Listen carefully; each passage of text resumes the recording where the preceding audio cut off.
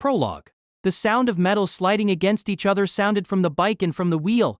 The engine had entered a danger zone, but he did not relax his foot on the accelerator that had reached its limit.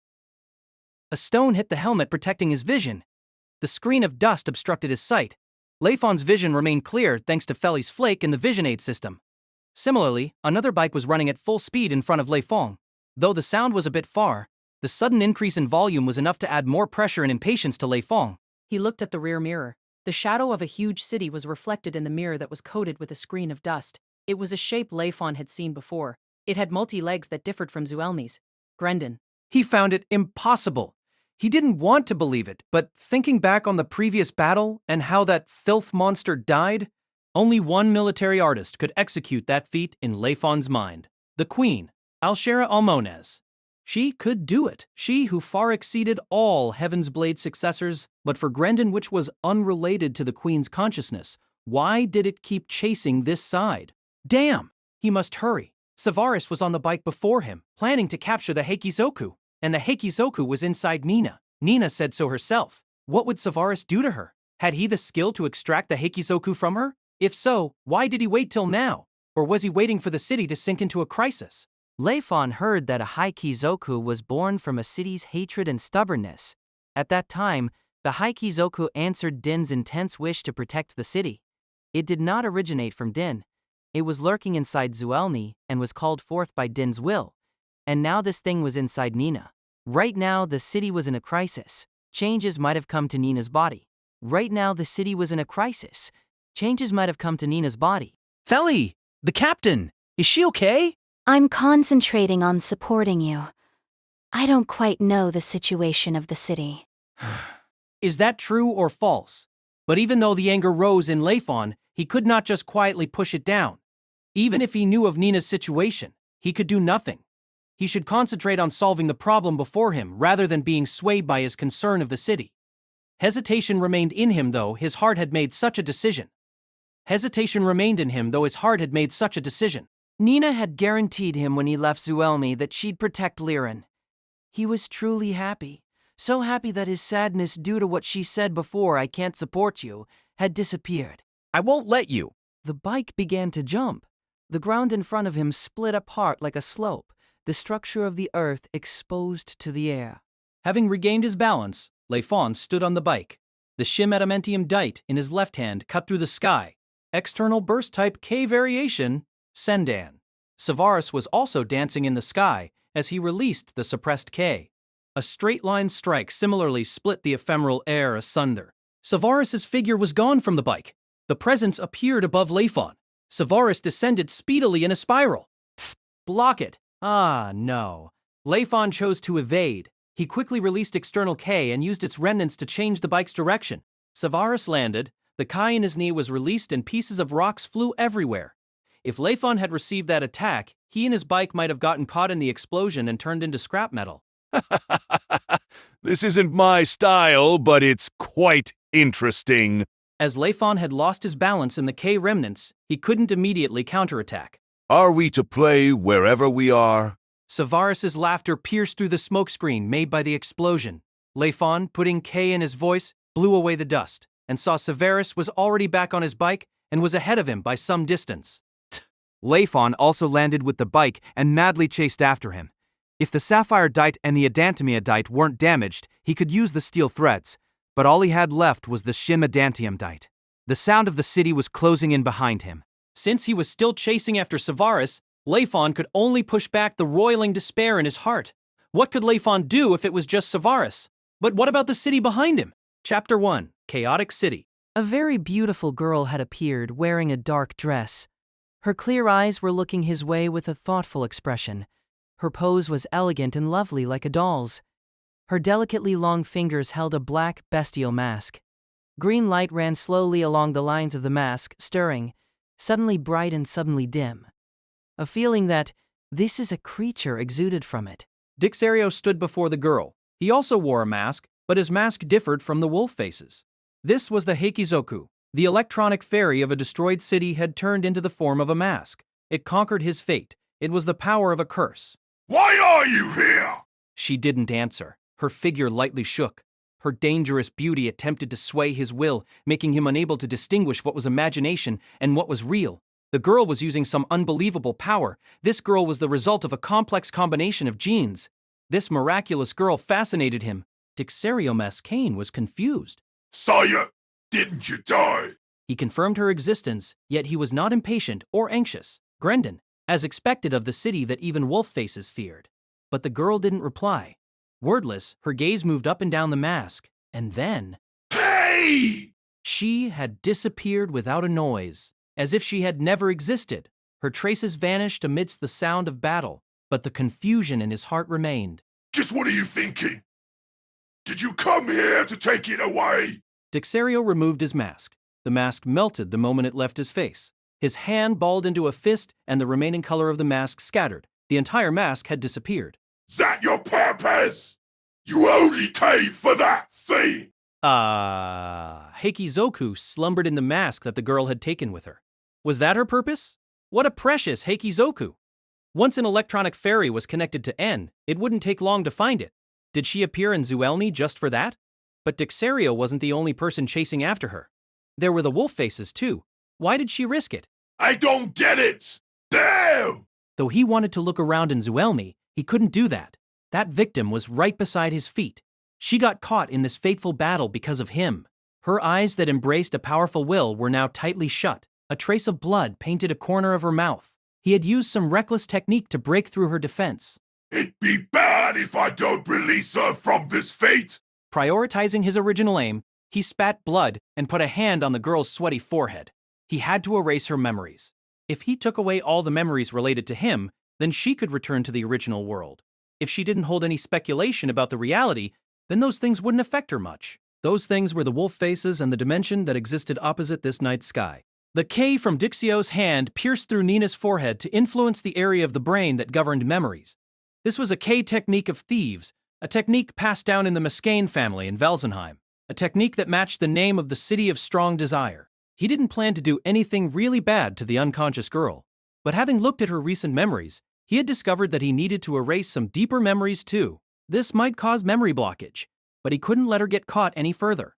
This girl had a sense of mission that far exceeded anyone else's. Her stubborn and inflexible personality was weak in this unusual situation, so he must cut off those connections. Even if she was to sustain injuries in her memories, he must return her to a normal life. But the K connected her and Dixio. In this moment, he felt something unnatural, the impact of a gun, and Nina! The shout came from behind him with the simultaneous shot, the whip in his left hand extended and returned. The Kai that was used to interfere with one's vision made everything look a mess. The long-haired military artist held a rifle in his hands as he closed in on them. What? Dixio left Nina on the ground and leaped away. Everything's a waste! That military artist went to Nina. He didn't chase after Dixerio. Dixerio confirmed the movement of the military artist from the air and smacked his lips. Her right eye still hurt and she couldn't stop the tears. That girl had disappeared, leaving behind the white wall. Liren couldn't leave this place. She didn't understand the situation, and she couldn't hear anything from outside. Was it because of the thickness of the wall, or that there weren't any fighting outside? Had the battle finished? She failed to judge the situation. She was confused. What was happening? What had happened? Did she understand anything? She couldn't comprehend, and that was why she was afraid. Layfon. She called the name of her childhood friend in agony, but he was now on the battlefield. This wasn't a curse, nor was it an annoying duty. She liked him as a military artist. This had nothing to do with whether he held a heaven's blade or not, because he had grown up with her. He had trained through hardship, tolerating his pain to become an excellent military artist. He had bore the burden. She had seen all of it. That was why she liked him. Still, this wasn't a feeling of wanting to stay beside him. She just wanted to come to his side and hug him, then hear him say to her, "It's okay." But that couldn't be done. She didn't know that he was outside the city, riding his bike for Zuellni. The distance between them was too far. Her right eye hurt. This was the same feeling of pain since the beginning. Nothing much had changed. Compared to the pain of dry eyes, overworked eyes, and that of some foreign substance getting into the eye, this pain was different from normal. Something was moving and stimulating her nerves. The pain seemed more like that of a painful tooth. The pain came from the center of the right eye, as if something that wasn't Liren's existed there. She wondered whether her face had swollen. but touching her face with her hand told her it was fine. Just what was happening in her body. Who was that girl? She seemed to have seen her before. From where? Liren kept thinking, trying to recall that place as she tolerated the pain. This felt like it was something very important to her. She remembered seeing only her back, but that beauty was unforgettable.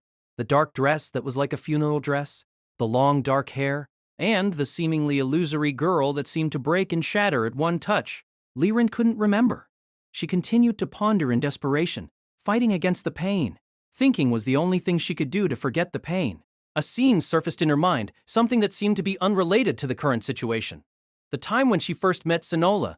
Tears had fallen at that time too. She didn't know how, but the tears had stopped. She didn't feel sad, and her eye didn't hurt. Even so, what did Sonola see at that time? What did she see in the right eye? Remember, on that day Sonola was sleeping on the lawn. The weather wasn't that warm, but she was sleeping as if she didn't care. Liren was on her way to the entrance ceremony, but she got lost. When she saw Sonola sleeping, a feeling of melancholy filled her chest. But before Liren herself could react to this woman, her eyes were glued to her and tears had then fallen. Hey, why are you crying?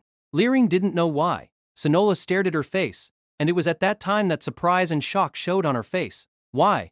Why was she shocked? Because Liren was crying? In that case, Sonola could have been shocked the moment she woke up. Or, did she hide her shock? Then why didn't she hide it the second time? At that time What did she see? Recall that memory. Recall it more clearly, more vividly. Call forth the memories that she wasn't aware of. Though Liren didn't do anything deliberately at that time, the memory of that action should be in her brain. Back then, she was fascinated by Sonola's beauty. Hence Sonola's beautiful face surfaced clearly in her mind. Her face, Liren concentrated on that face. She saw something.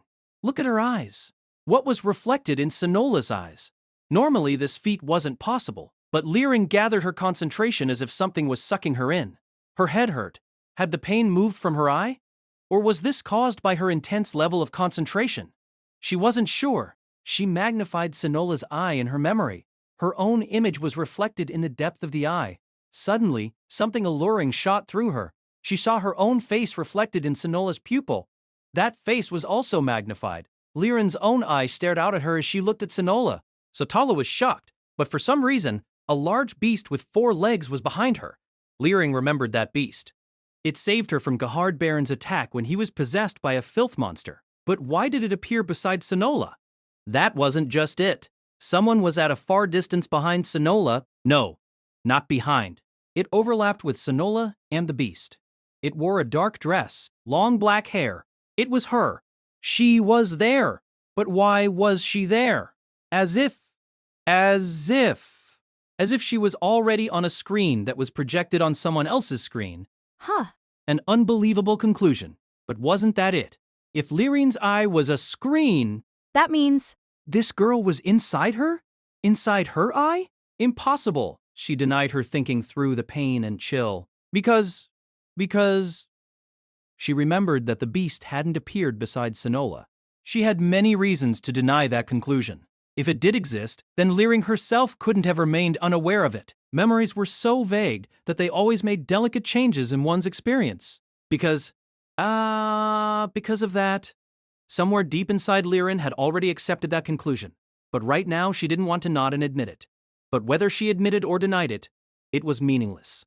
A meaningless truth. She felt as if someone was gossiping about her. She's inside me. Just what's going on? Uneasy. She had become the person in question. This uneasiness assaulted her. Had something changed in her body? What am I? Her strength left her as if she were tossed into a deep pit. Dash an orphan. This term drew the attention of her entire body. Her birth was unknown. Who gave birth to her?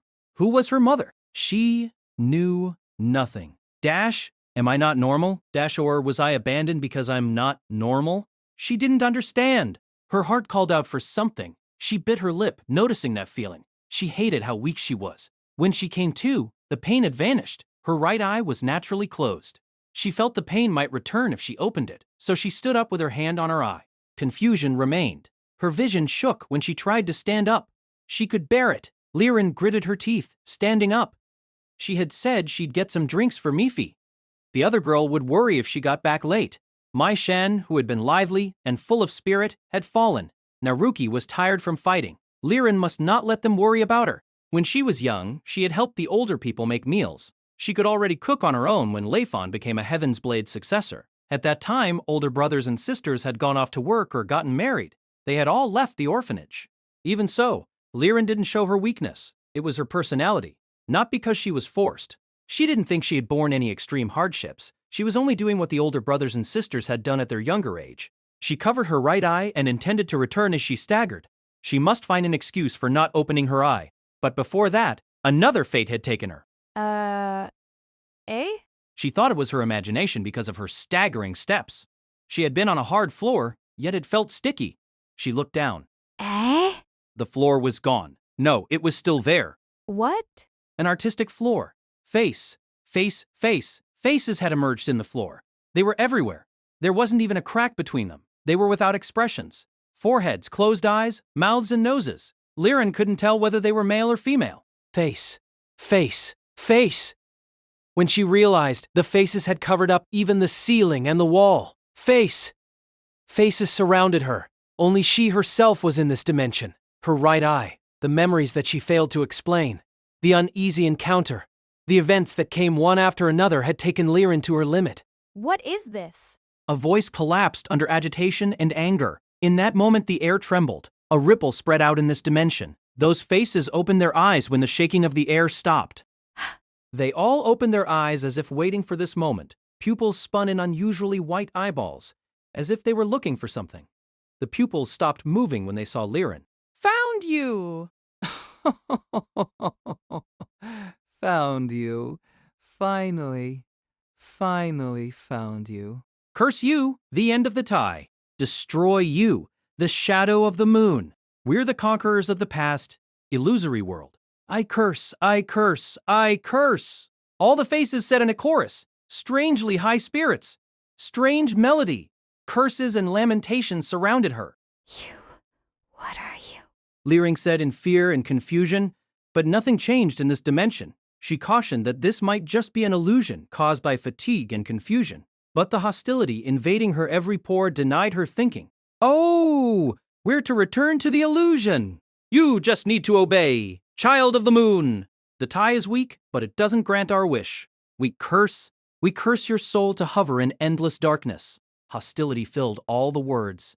Liren hugged her eyes as she pressed down on her right eye. It hurt again. As if the pain encouraged her, she stood up. The fear had disappeared. Curse. Someone laughed mockingly behind her. That laugh held within it contempt. To rely on that thing, you really are weak and lazy, unable to change no matter what the situation is. You group of rotten fools that can't disappear.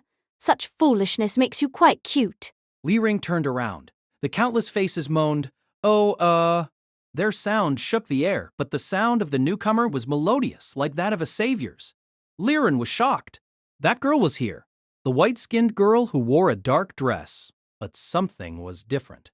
She didn't feel like a doll. She seemed angry.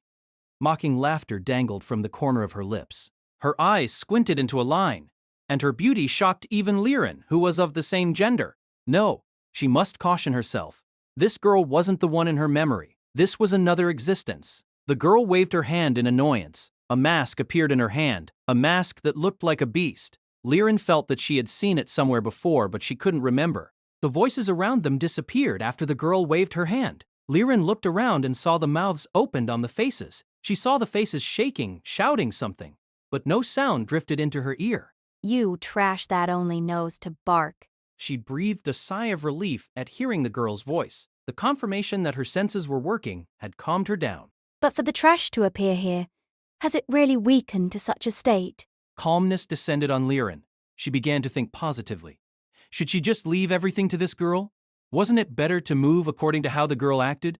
She felt more relaxed even though she was still in this strange environment. She shook her head as if to shake loose the pain in her eye. You're bearing it. You're the end. Well, perhaps that's it. Perhaps you really have the blood of the beginning. Just what is this? How come? These things aren't real. The girl said, bored. She played with the mask in her hand. That's... She noticed that the girl had hidden the most important information because she found it boring. The girl smiled again, a smile of a child who was planning a prank. Something cruel hid behind her innocent smile. It's too late. You're powerless. You already concluded you're powerless in what you can do in this world. Even if you can do something for this powerless world, all you can do is keep this powerless world the way it is. Everything else is operating naturally.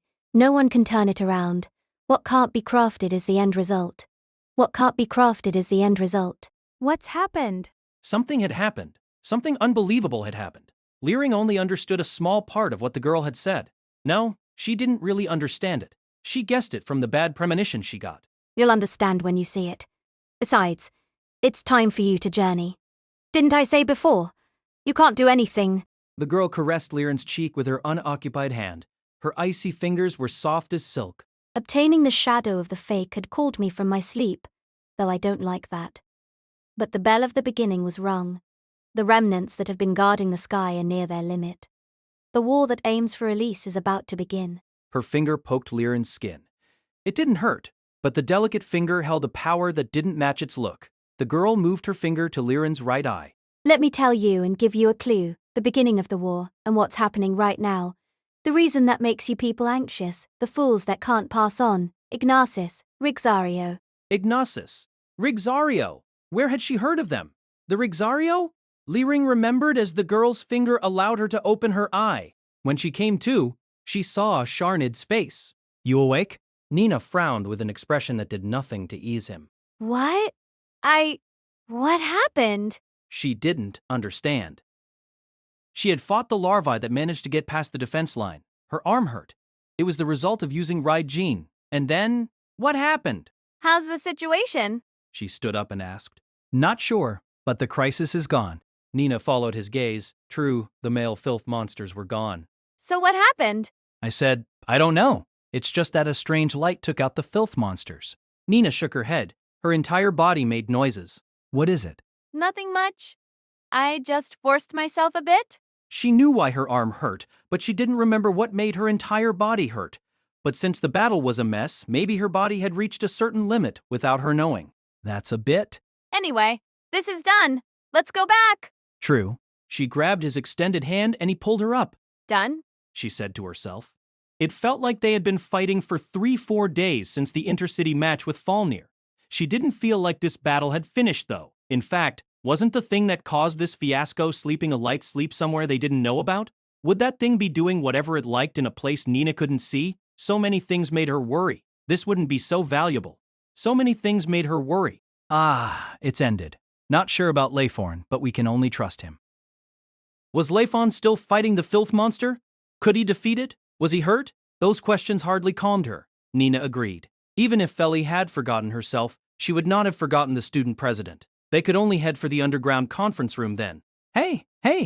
Before that, you need to see a doctor. Sharnid cut himself off. He had noticed something. In this silence of the aftermath, Nina felt the remnants of battle. This was her second time feeling it. Hey, can you still fight? He asked, and held the deepte he had previously placed back in the weapon harness. Can't be helped. She also reached her hand into the weapon harness. She'd have to fight even though her entire body hurt and the pain in her right wrist was becoming unbearable. Geez, just what's this for? I see. Nina was still thinking when she heard him. These guys moved because this was the time. The Solinvan Guidance Mercenary Gang. All members released sake. Did they notice she had discovered them? Or had they already aimed for the relaxing moment after battle? They had reduced their presence such that even Sharnid couldn't sense them, but they failed to escape Nina's unusual senses. Still, the opponents were veterans. Presences that cut the air released from surrounding buildings. Nina could see 10 or so people. Where were the rest? Should she retreat or fight? She hesitated as she and Sharnid restored their dits. The light of K scattered between them. Next came the light that surrounded Nina and Sharnid. Vivid and dense purple color, and then came the sound of successive explosions. Retreat! Carrion's shrill voice sounded. Without thinking, the two jumped in the direction behind them. The gang members didn't come around the explosion after them. Sharnid caught the flake that floated to where they had landed. Please run to the entrance of the shelter, 3B. The door will open after 30 seconds. She should be supporting Layfon. I'm very busy. No time to say anything unnecessary. No more reaction from the flake.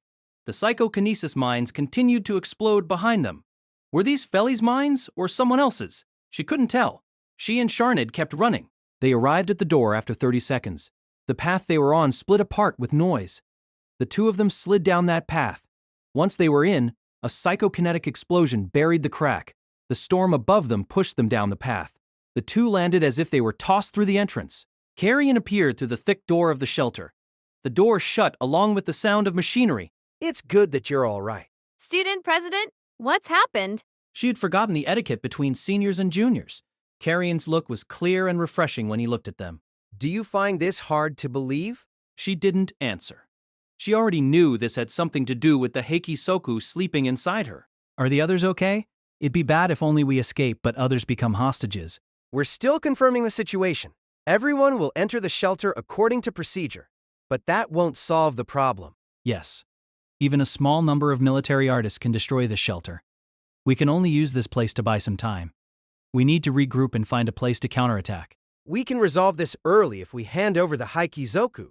Carrion's gaze did not move away from Nina. She knew the Heikizoku was inside her. Unconsciously, she put a hand on her chest, and she felt something different. This wasn't a feeling caused by fatigue and injury. Though she wasn't sure of the situation, she still noticed the subtle change. Next, it's about time for you to give an explanation.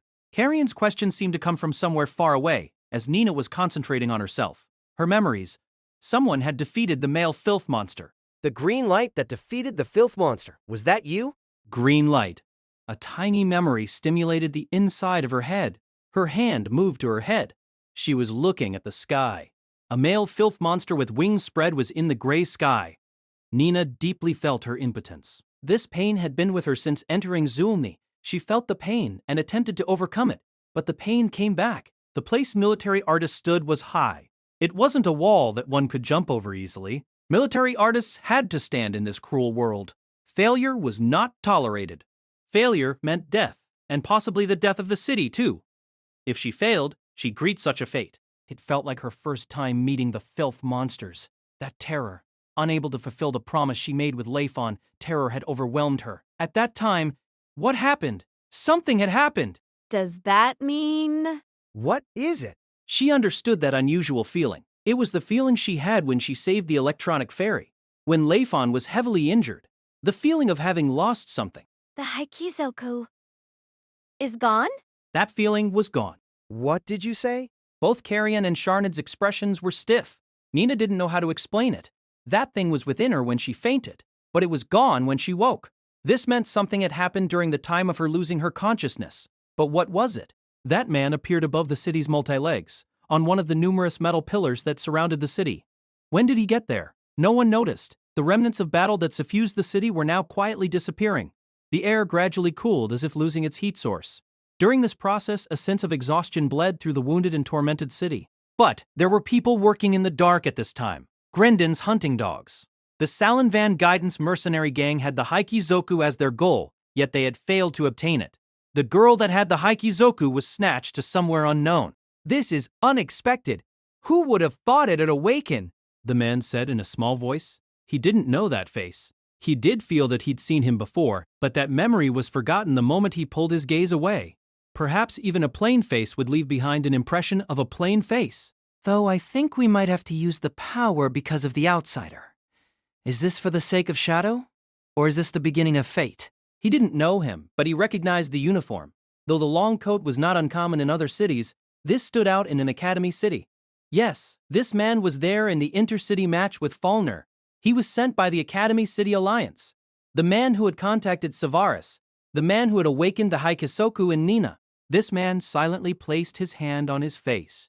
A mask appeared the next moment to cover his countenance. This was the same mask as Nina's, but it did not give off a green light. The mask of a beast. This was proof of who he was. A wolf face. Then let's begin from this moment. The time to be released has finally come, the man said again in a small voice. Next, he took out his dite from the inside of his coat and restored it. The dite became a staff with a large decoration adorning its top. Dong! The decoration rang with this sound. The shadow of the world, the shadow of the moon. Let darkness gather, for the real body of the shadow. Continue. The man's coat hung loose, opened, then vanished to reveal a new figure. His entire body was black. This was his new garment. Shadow attracts shadow, but it continues to head for the real body of Shadow. It was no longer just one person. People who wore masks gathered, as if emerging from the entrance of the air purification system, to stand above the city's multi-legs. From now till the end of fate, release the tie of the beginning. Release the real world of the end. The time for journey has come. Release from the infinite lines to advance forward.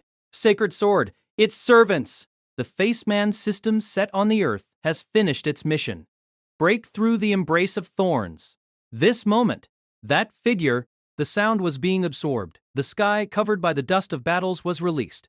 It was a gray sky with an aura. Sacred sword, nanocelluloid, creatures in the form of humans who have been created.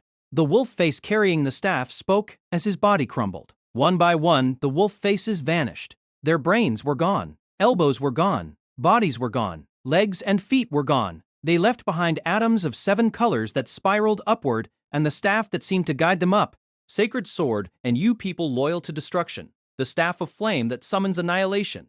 The sword of the devil that shatters the final war. Even the staff had vanished. Leave your traces right now, right this moment. Disappeared. Everything had disappeared. The atoms of 7 colors had disappeared. Everything, including the traces that validated their existence, were gone, and a large hole soon dominated the sky. Chapter 2. The City of Descending Shadow. The bike continued to run, but the hand of the temperature gauge was trembling near the top, and he could feel the heat of the tires beneath his feet. He must now consider the worst possibility. He might have to abandon the bike and run back to Zuellni. It was impossible to return without a speed that was as fast as the bike's. And if he did that, he might use up all of his strength before he reached Zuellni. So, before all these happened, Layfon blocked Savaris's K-shots with the katana. The other Heaven's Blade successor was riding his bike ahead of him. Savaris was standing on the bike with his foot on the accelerator, his body leaning in Layfon's direction. Layfon shot back his K as a return gift, and Savaris took the attack with external K. They continued to exchange explosions between them. In the next moment, Savaris had torn apart the screen of dust to appear before him. His expression was clear behind the helmet. With elated eyes that seemed to twist, Savaris began his attack. Left fist. Layfon quickly took evasive measures, but he still felt the K brushing past his helmet. The wind pressure made his body sway. Not at all intimidated, he swung the shim adamantium dite, but Savaris kept pressing forward, flying past Layfon's side. The bike shook violently, its speed suddenly reducing. Savaris had grabbed the rear of the bike with his injured right hand. He turned his body around and sent a kick at Layfon with only his right hand as support. Layfon jumped. Savaris followed. Fist and blade clashed. The hammer of a fist and the strike of the katana shattered the air and threw off sparks. Savaris was trying to find a chance to destroy his opponent's vision device. At the same time, Layfon was looking for an opportunity to send Savaris's vision device flying. The two of them attacked to protect their devices. Layfon landed on the bike. He attacked with his foot and Savaris avoided it by returning to the sky. The enemy next kicked at Layfon's jaw. He then moved his left arm and stabbed with his hand. Savaris's unusual strength and reflexes came from his training for close-quarters combat. His vertical body spin became horizontal. Layfon sensed bloodthirstiness behind his head and quickly bent down with his neck, but the next kick was ready for him. This style of battle was natural. Savaris's real strength lay in his bare-handed close-quarters combat rather than with the Heaven's Blade. It was natural for him to fight an enemy bare-handed. It was also natural to fight with a suitable distance. Above the bike, Layfon and Savaris fought, each executing top-notch techniques. Savaris's figure vanished from the path of Layfon's sweep kick. He jumped to return to his own bike, but Layfon's attack followed straight after. He deflected it with his left fist and sent out a huge ball of K to counterattack. If Layfon didn't stop this attack, the bike might get disintegrated. Not that he could just ignore this, though, but the ball of K wasn't aimed at him. It flew past Layfon's left-hand side. Because of the recoil of firing off that huge ball of K, Savaris made a temporary landing before jumping back onto the bike. His K caused a distant hill to explode. The smooth surface of the hill that was shaped by wind and rain split apart, and the thing that sustained the hill was destroyed. The earth stirred. A bad premonition rose in Layfon. You mean it? Firmhouse's electronic voice was devoid of emotions, but Savaris could still sense the reproach and shock in it. He looked at the smoke and dust that surrounded the collapsed hill and laughed. The spectator didn't find this interesting. That's unexpected. He truly did find this unexpected. Had Firmhouse not fought outside a city, or had the mercenary gang not had this experience? If that was the case, they should hire people who had fought and defeated filth monsters alone. Yeah, I know. So that was what his doubt was? But isn't it unfair? If I'm the only one not hurt? He spoke like he was speaking his last word. But if I were okay, what if he abandoned his bike and took mine? It looked like Savaris's purpose was to come to destroy things. Furmouse thought he only did this to prevent Layfon from reaching Zuellni ahead of him, even at the cost of his life. Compared to that, how are things on your side? Did you get the thing? But you're still monitoring that girl, aren't you? The rolling sand and soil were closing in. He could only speak the key points. Furmouse paused for a little while. Promised what? Furmouse cut him off and stood up to hold the handle of the bike. Rumbling sounded in his ears. Furmouse said something, but Savaris lacked the patience to listen to him. He must use this opportunity to avert the crisis. He couldn't suppress the excitement in himself anymore. If you knew everything, you'd definitely live a life that wouldn't be what you wanted. That's what I think, even though that's what I wish for. The bike flew. Sand slid beneath the tires. The bike landed and shook. With his foot on the accelerator, Savaris used his own balance to drive the bike. Layfon was doing the same behind him. Bloodthirstiness stimulated his back. His heart thumped expectantly. The excitement threatened to burst from his chest. At this time, Mifi was uneasy. Meishan had been sent to the clinic after fainting due to exhaustion. Her childhood friend, who used to sleep beside her, was gone, but she then realized that even Liren was not here. She did say, "She's gone off to buy some drinks." She couldn't quite remember what Liren had said. Mifi herself must be tired too. She thought back as she messed with her hair. But isn't that too long just to buy a drink? She wasn't sure, but she did feel that a long time had passed. She pushed the need to confirm the time to the back of her mind. Though she didn't remember exactly when Meishan fell, regardless, a long time had passed. Did something happen? But if that was the case, according to Liren's personality, she wouldn't have left without telling Mifi. Dragging around wouldn't help with anything. She looked at Meishan, who showed no signs of waking. If she woke and Mifi was not around, she would feel lonely. But before she woke, Mifi cut off her train of thought and stood up. Hey, what's up? A voice that she hadn't heard for a long time. Naruki. Mifi said loudly, forgetting she was in a clinic. Looking at her red-haired childhood friend, she widened her eyes. Naruki was wrapped in bandages. Though she had changed into her uniform that was devoid of dust and blood, she had failed to hide the bandages. Bandages covered her forehead, left eye, and right arm. Bandages stabilized her ankles and knees. This. It's not as serious as it looks. She laughed, but Mifi was still stiff. I just need to get on the treatment machine and my body recovers quickly. But the problem is overworking the K vein. It takes time to recover. What a shame. The phrase overworking the K vein reminded Mifi of Nina. That person had fainted precisely because of that condition. Are you alright? Truth be told, it hurts more than my tense muscles. Naruki smiled bitterly. Mifi felt more relieved. May's fainted. She explained the reason behind it. Naruki, please stay with me. What's up? She told her about Liren. Naruki knew Liren too. Her expression sank. That's strange. Okay, I'll come too. Eh? But If we come across people doing something illegal, I can deal with it. She looked at Meishan. She was still unconscious. Let's go. okay. Naruki gave her back a push and walked ahead of her. Mifi followed in a fluster.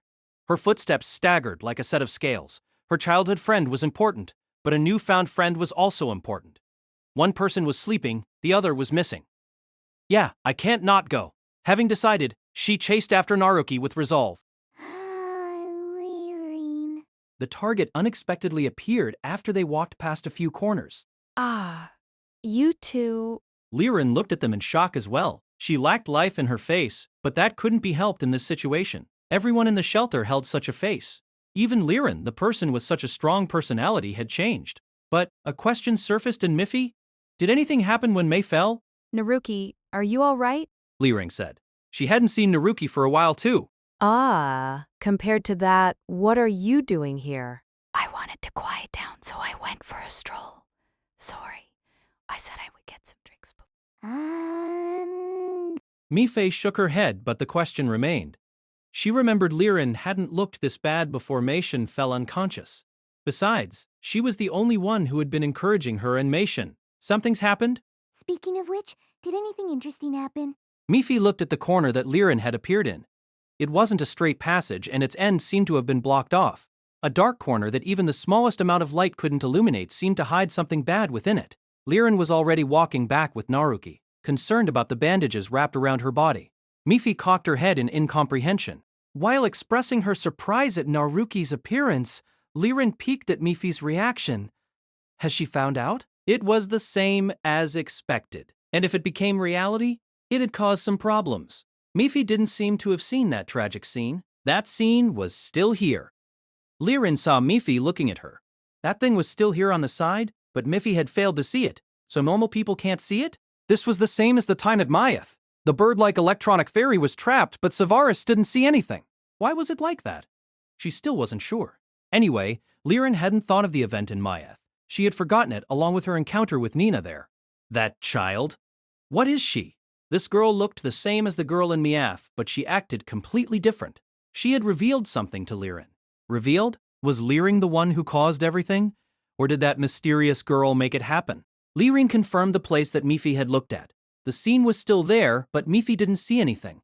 Was this Liren's own imagination then? Hope appeared in her. But that event didn't feel like an illusion.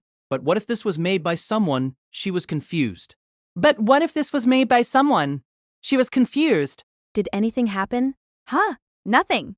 Naruki noticed the uneasy expression that appeared for a split second. She was quick to amend her expression. It wouldn't be strange if even Mifi had noticed it. Liren thought to herself that she could not let them discover anything more. This unusual situation. Even though she didn't want to, she had to remember it. Remember the thing that changed that scenery. Countless number of faces were destroyed. They disappeared, leaving nothing behind. When that girl's hand touched Liren's right eye, everything had vanished. What Liren's right eye saw was gone. Instead, something had replaced it. It was an eye, an eyeball. No, just something that looked like an eyeball. She didn't feel any life and gentleness from the eyeball. It felt hard as glass. The thing multiplied and gradually overtook the entire floor, wall, ceiling. They then descended onto the floor. The sound of hard falling rain hurt her ears. She covered her ears. Even so, the sound of glass breaking was loud. The girl's laughter pierced her eardrums. It's begun, and then everything will end. She continued to laugh through the rain of glass, an insane laughter that contained tremendous emotion. In her voice weaved happiness, sadness, love, and hate. It's finally begun. I've waited for so long, the tired girl said, as if facing some kind of impact. Liren had the sudden urge to hug the girl. She was in such a strange situation, yet she couldn't suppress that urge. However, the girl got ahead of her to hug Liren from behind. The girl felt tiny, illusory, and gentle. Welcome back, she said next to Liren's ear, and the feeling vanished. Liren looked around. She was alone. The pain in her right eye was also gone. She heard Mifi and Naruki's voice as she stood there, confused and perplexed. She didn't know how this came to be. Anyway, she must keep calm and pretend that nothing had happened. Liren clapped her hands against her cheeks and appeared before the two girls. It's okay. It's okay. Layfon's doing his best. Everyone else is too... I can't speak of this with anyone. She must not add to the burden of others. This calmed her down. This problem came from herself. She must not tell anyone of this at this time. She must keep her expression calm. Meijin, Mife, and Naruki must be feeling uncomfortable about the current situation. In this hour, when they didn't know what the future held, their uneasiness was obvious, so she must not give them cause for worry. She then heard a voice coming from far away, a voice calling for help. Has a military artist returned to the shelter? This meant danger was still around. If it was safe, that news should already have been conveyed to everyone. Liren swallowed her own worry. I'll go help, she said and ran. She couldn't face these two anymore. Mifi and Naruki did not notice Liren's reason behind her action. Liren did it because she might not be able to hide her uneasiness before those two. She might end up telling the truth or making a mess of the truth. She might even ask why the two of them hadn't noticed she was different. Naruki and Mifi could usually notice any tiny changes in her, but they hadn't noticed anything right now. They hadn't noticed the truth behind Liren's closed right eye. Nina detected a tiny sense of distress from Carrion, as if he didn't know what to do, but he recomposed his expression so quickly that no one else could have detected it. He had almost immediately swallowed this shocking truth. what psychological strength he possessed. What's going on? To understand this, She was restless. How should she explain this? She had not the words to describe the sense of perplexity and difficulty she felt about the situation. When did the Heikizoku disappear from her? She just realized a moment ago that it was gone, but the time of its disappearance hadn't been too far from now. Could it be during that time when she had lost consciousness? Something had happened during that time, and when she woke, the male filth monster was already defeated, but she didn't know who had beaten it. The mercenary gang might have fought it, but if what Sharn had said was true, then they weren't the one who defeated it. Was it the Heikizoku? Did anyone see the person who defeated the filth monster? haven't heard from the military artists, and the psychokinetists haven't reported anything either. What about Feli? Feli's still supporting Layfon. She didn't have the time to look at the city's situation. But Feli helped with their retreat a moment ago. Was this proof of how worried she was about them? Nina didn't think so. Though they did successfully escape from the mercenary gang, the plan was just too smooth. She wasn't the only person with doubts. Perhaps Feli's been keeping an eye on the captain? Do you think I'd ignore the person who might have brought danger to the city? Well, that's true. That's... Sharn admitted and shut his mouth. Nina didn't protest despite the complicated feelings inside her. She felt she was the worst for not saying anything, but she couldn't conclude how bad it was. In order not to get other people involved in the fight that had once taken place in Mayath, in order to meet Dixario, she must hide everything within her. If I see him again, she must ask him of all that had transpired. But then, would he tell her everything? Where's Feli now? She's in the underground conference room, but you can't meet each other yet. This situation is still urgent. I see. Is Layfon safe? Urgent. Was Layfon still fighting the filth monster? How was he? Was he still putting up a painful fight? He successfully eliminated the filth monster, Carrion said. It was good news, but he relayed it with less enthusiasm than expected. He probably didn't have the time to even feel relaxed. Wasn't it his usual self to smile? His expression looked stiff, as if he was doing his best not to let his true feelings show. But there's something worse than the filth monster. Student president? It was still his style to act like he knew everything. However, as expected, the relaxing manner was lacking.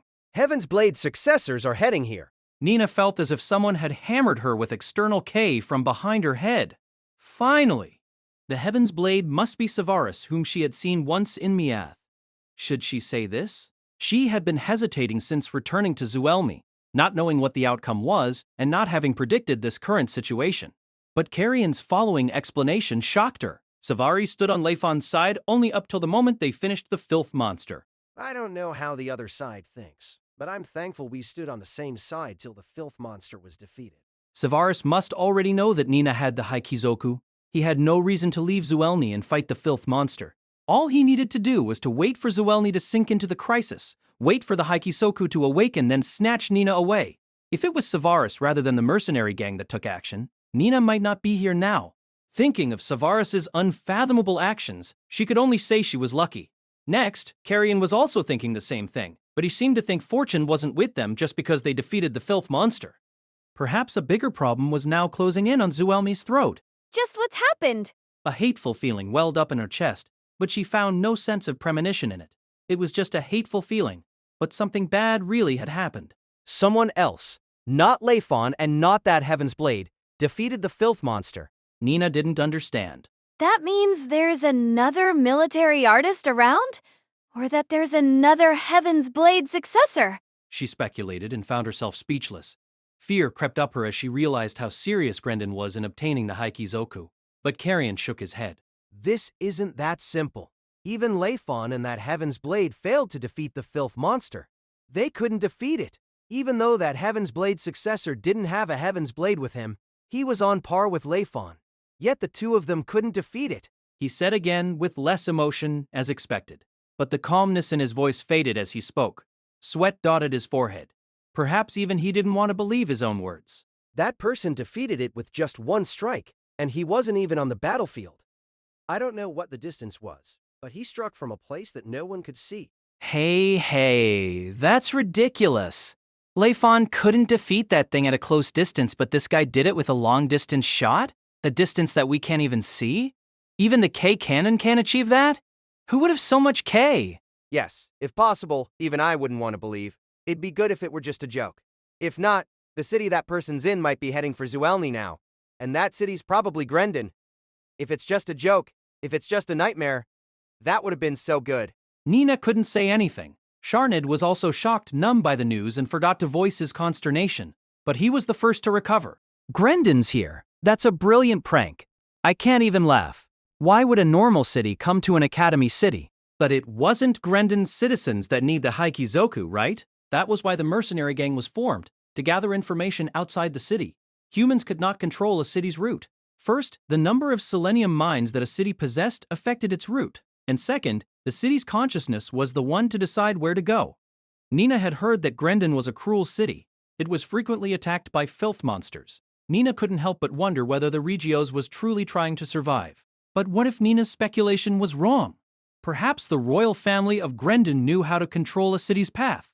Perhaps, if she was right, Perhaps we're all wrong. Perhaps it's not the citizens of Grendon that need the Haikizoku, but Grendon itself. same conclusion as her, but this was an electronic fairy that had lost its city. Why would it need another electronic fairy? In truth, if not hostility, Nina felt that Zuellni and the Haikizoku repelled each other when the two electronic fairies were inside her. A normal electronic fairies were inside her. A normal electronic fairy didn't need the Haikizoku, but Is Grendon the only city that acts like this? I can only think like that. Considering maximizing one's number of selenium mines, Grendon's plan of overtaking the territories of filth monsters is the best. But that plan requires people with strength on the level of a Heaven's Blade successor. If that couldn't be done, the city would be destroyed. But it's not possible to gather those people? I don't think humans are creatures who can adapt to any environment. That's why we need weapons to help us become stronger. That's why they need the Haikizoku? That can only be my conclusion, but there might even be a deeper reason behind this. Carrion said, and the ceiling shook. No, the entire shelter that they were in shook.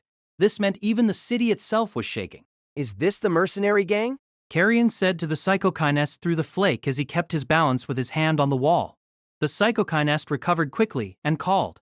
Not Felly, but Nina remembered that voice. It seemed to be the psychokinest of the first platoon. What is it? It didn't feel like the words came from a psychokinesist. In fact, he hadn't finished speaking. But the current situation was enough to make him lose his cool. Everyone understood that point. Who could truly understand this reality? What did you say? Even Carrion couldn't say anything more beyond this. They were descending from the sky. It's begun. This was a girl wearing a dark dress, a girl of dreamlike illusion. Her skin was white without blood. The wind blew her black hair, lifting it to seemingly cut through the dark sky.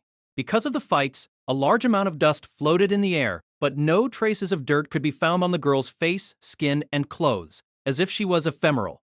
Everything bowed down to her, and everything that happened now was the terrifying truth. She was connected to the beginning. She knew how this world came to be. She was darkness. She halted her steps to look at the large hole in the sky. That hole was flat and huge, as if someone had drawn it on a piece of paper. But the light of 7 colors shone in that dark hole. Atoms of 7 colors, the sparks created by the clashing of worlds. The aurora field. It's begun. The girl repeated. She looked at the numerous unusual forms that flew out of the hole. The number of these monsters proved the seal on the moon had yet to be released. Monsters continued to descend and land on Zuellni. One appeared before Nelphelia. These things differed from filth monsters. Though filth monsters had different forms, all larvae and females were insects, and male filth monsters were insects that crawled. Only the aged phase filth monster could change its form as it liked. If that was the truth, then the monsters here were filth monsters in their aged phase? But compared to each aged phase filth monster's different ways of hunting, these monsters were surprisingly uniform. They each had 2 legs, 2 arms, and bodies with 4 limbs. It wouldn't be strange to call them gray, 5-meter-high giants. They could be called giants, only their heads were the exceptions. A block of muscle replaced the brain, and on the face was a mouth that one could only see in a manga. Slay, richly red mouths split open as if smiling, revealing sharp rows of teeth. 6 crimson balls made up of the muscles of the chest. Perhaps they were sensing organs. So ugly. Have you waited for too long and lost your sense of beauty? What a shame. The balls on the chest of the giant flashed to confirm Nelphelia's existence. It howled. Rumbling shook the air. Its comrades called in response. Roaring rose one after another. Nelphelia's hair floated. A mocking smile adorned her face. I knew you'd come here sooner or later.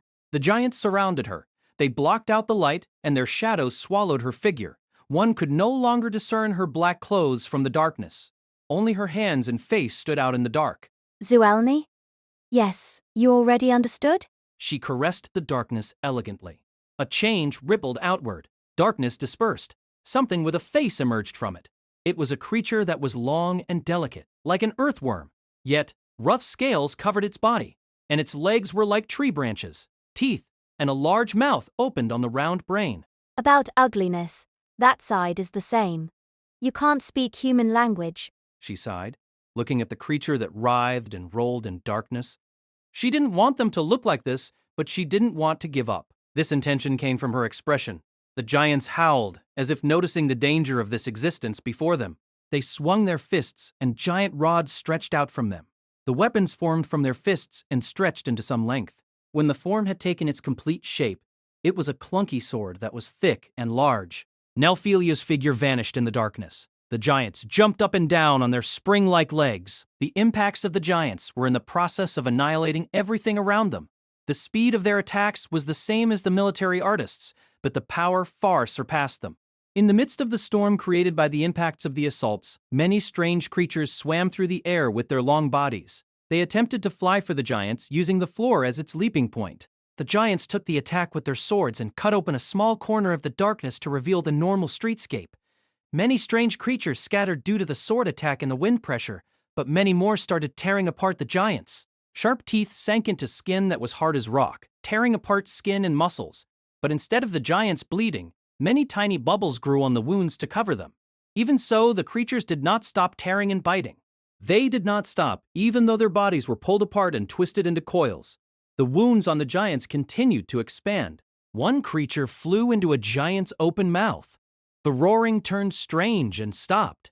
The creature worked its way into the mouth and began eating the muscles inside. The giant closed its mouth to sink its teeth into the creature's scales, destroying them and peeling one off. White blood seeped through the giant's teeth and lips. However, the creature did not stop biting. It kept attacking with its tortured body. Its scales were gone. Its meat was torn. It bled, but it did not stop. Did it not feel pain? Or did it keep moving deeper into the giant's body out of a sense of mission? The giant's body twisted. It raised its arm and attempted to grab the thing that had invaded its mouth. Another creature had lashed onto its body to restrict its movement. One climbed up its arm. One wrapped itself around its leg. The giant fell back onto the ground. No one knew how much damage that impact had wrought on it. The stubborn invader had put a full stop on the giant's life.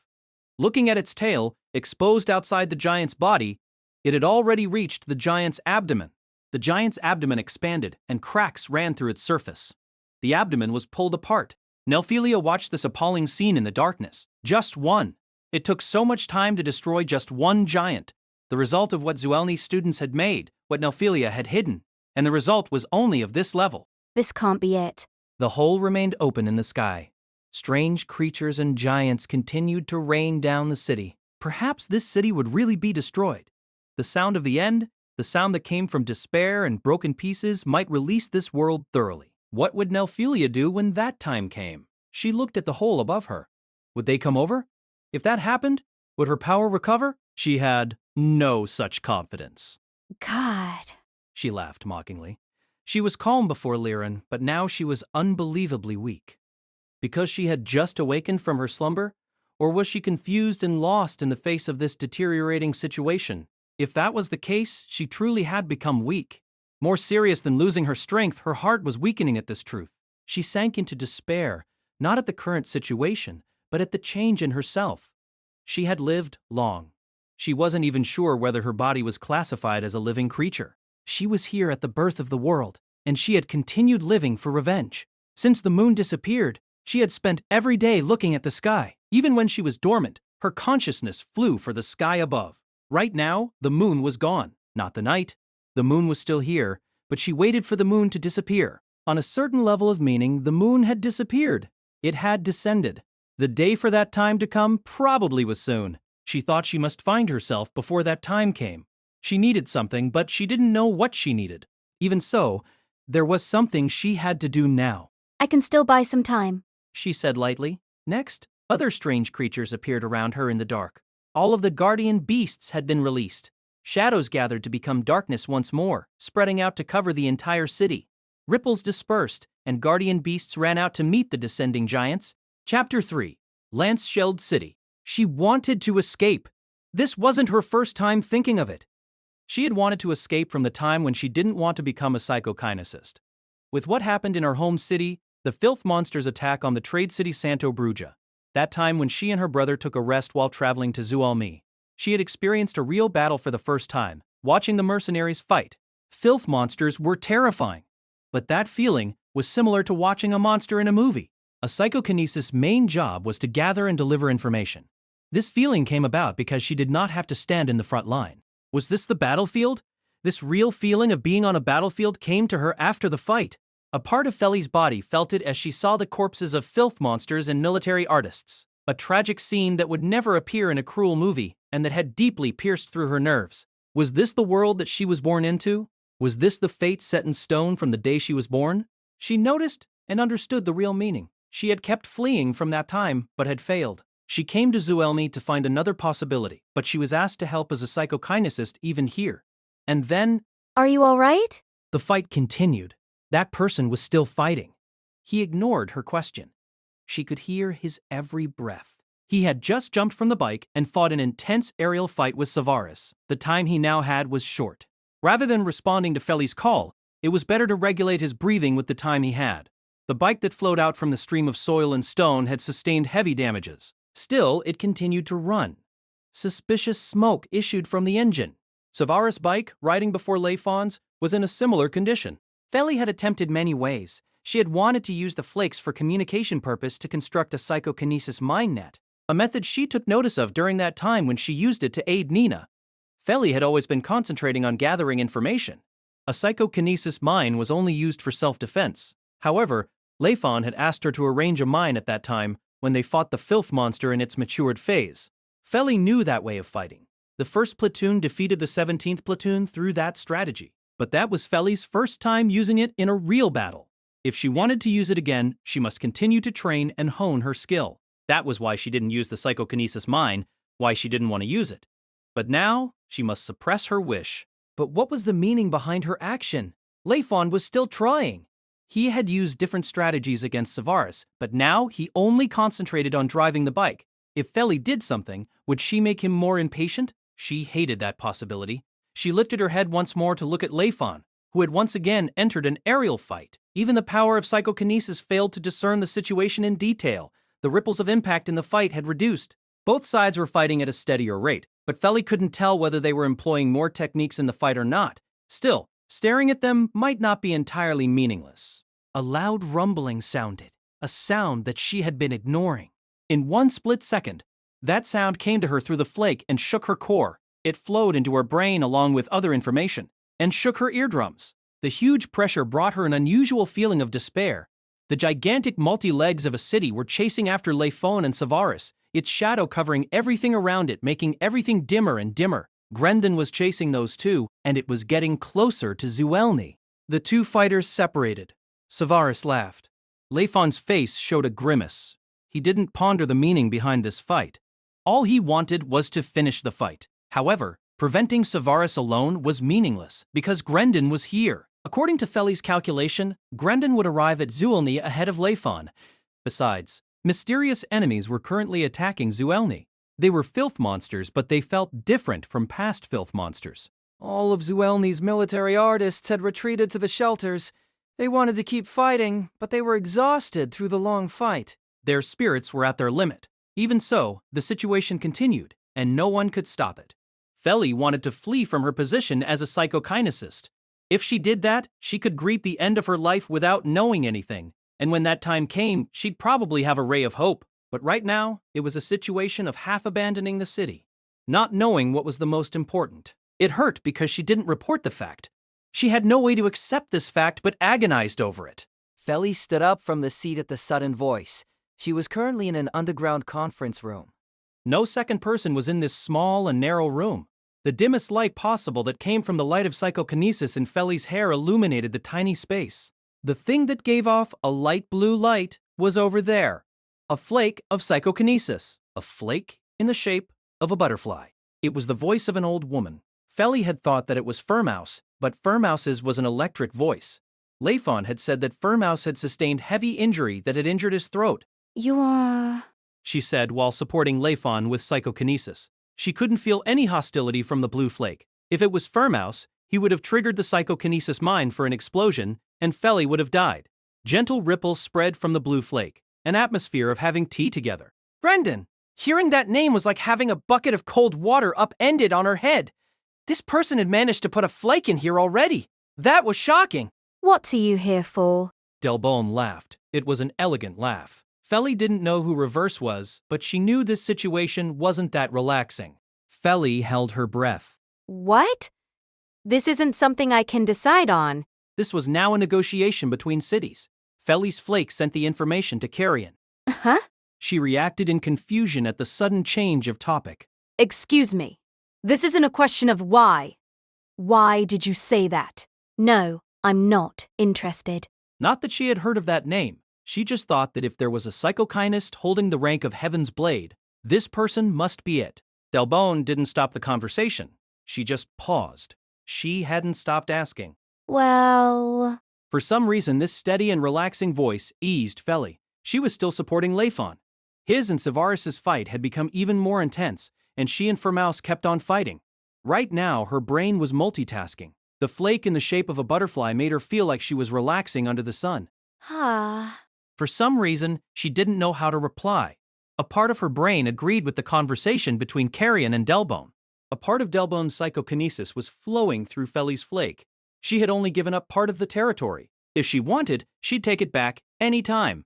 But if she did that, this old woman might take over her entire flake through some means that she knew nothing about. That possibility tensed her up. Since Delbone had begun a conversation with Carrion, that probably meant that the conversation on this end had ended. But this wasn't an unbelievable topic, but Feli found it hard to understand. She could process complicated information at the same time, but she had never attempted speaking to two people simultaneously.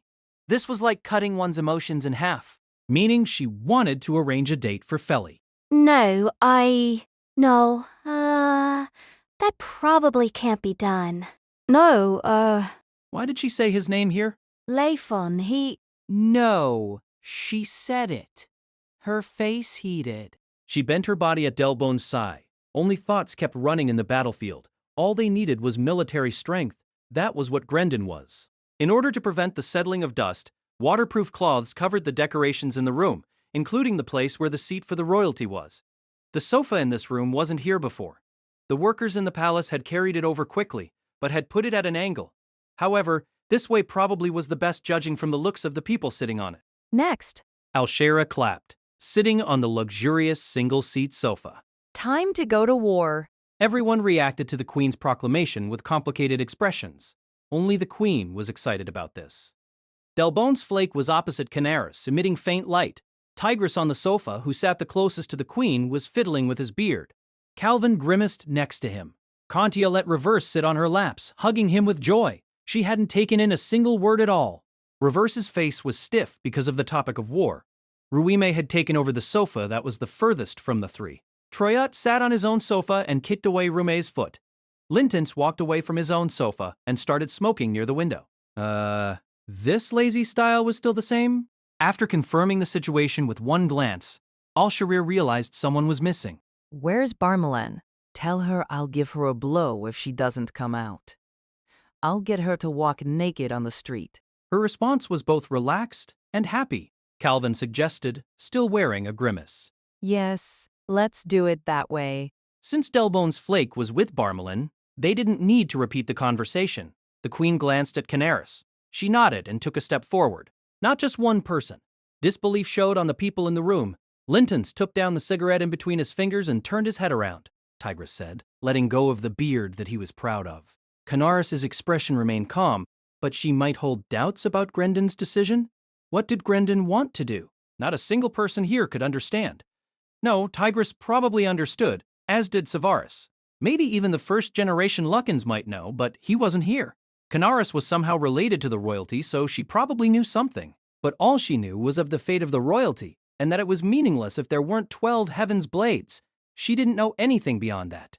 Delbone might have most of the information out of the Heaven's Blades here, but she had sealed off some of her knowledge. Knowledge was like electronic data for her. She probably could predict the future without surprise and shock at all. All other Heaven's Blade successors showed incomprehension. No one knew what was happening, but it was about time to tell them about it. The job of asking was uninteresting, and it gained attention, but no one would do it but him. After all, Calvin hated not being in control of the situation. Yes. Now that he knew the situation, he was willing to agree with Grendon, even if they were to fight against an academy city. Ruime said with a rough voice. He bent a little and the sofa moaned. He was a person who could conquer the three-seater sofa. His foot bent upward and got in the way of Troyat. He spread his tree trunk like elbows. Troyat said as he pushed away Ruime's foot. Stop it. Shut up. Stop getting so noisy. Alshera said, preventing Ruime from standing up. His face was all red. It's not a problem to fight kids, but do you think I called you all here because of that? Displeasure showed on Calvin's countenance at yet another question. Alshera looked away, her gaze landing on Linton's. He was smoking again as he looked back at her with his sharp eyes. His K was calm. Even though his gaze was anything but gentle, the K wasn't that intense. No, this situation was like this because the Heaven's Blades couldn't be still, because they hadn't found a place that was stronger than them. Hell's begun. Alshera announced in elation, as if she was singing. Hell's begun. What is hell like? The fight with it would make you regret living in this world. Today's fight is its beginning. Flakes moved to the middle of the room and projected an image. Tigress said with interest.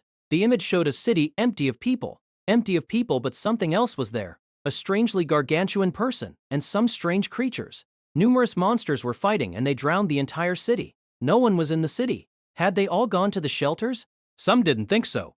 Here were brave souls who had obliterated a countless number of filth monsters, but they had never seen something like this before. They look similar but are different. They are more ancient than those things, as if they're the ancestors of the filth monsters. Calvin had an incredulous look on his face, but Al-Sharir ignored him.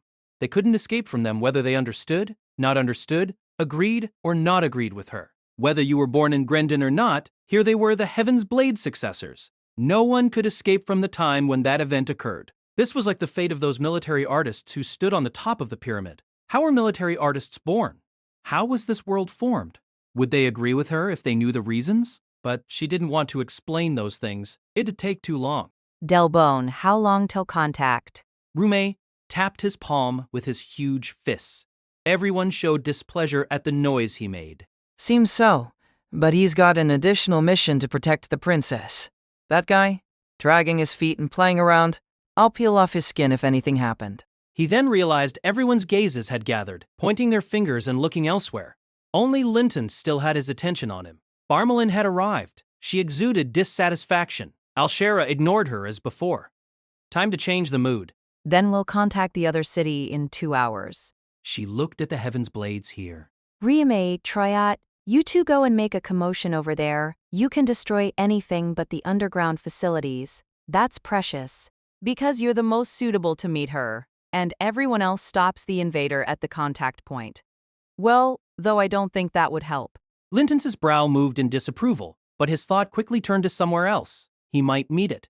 That was 10 years ago. He himself was that tall back then.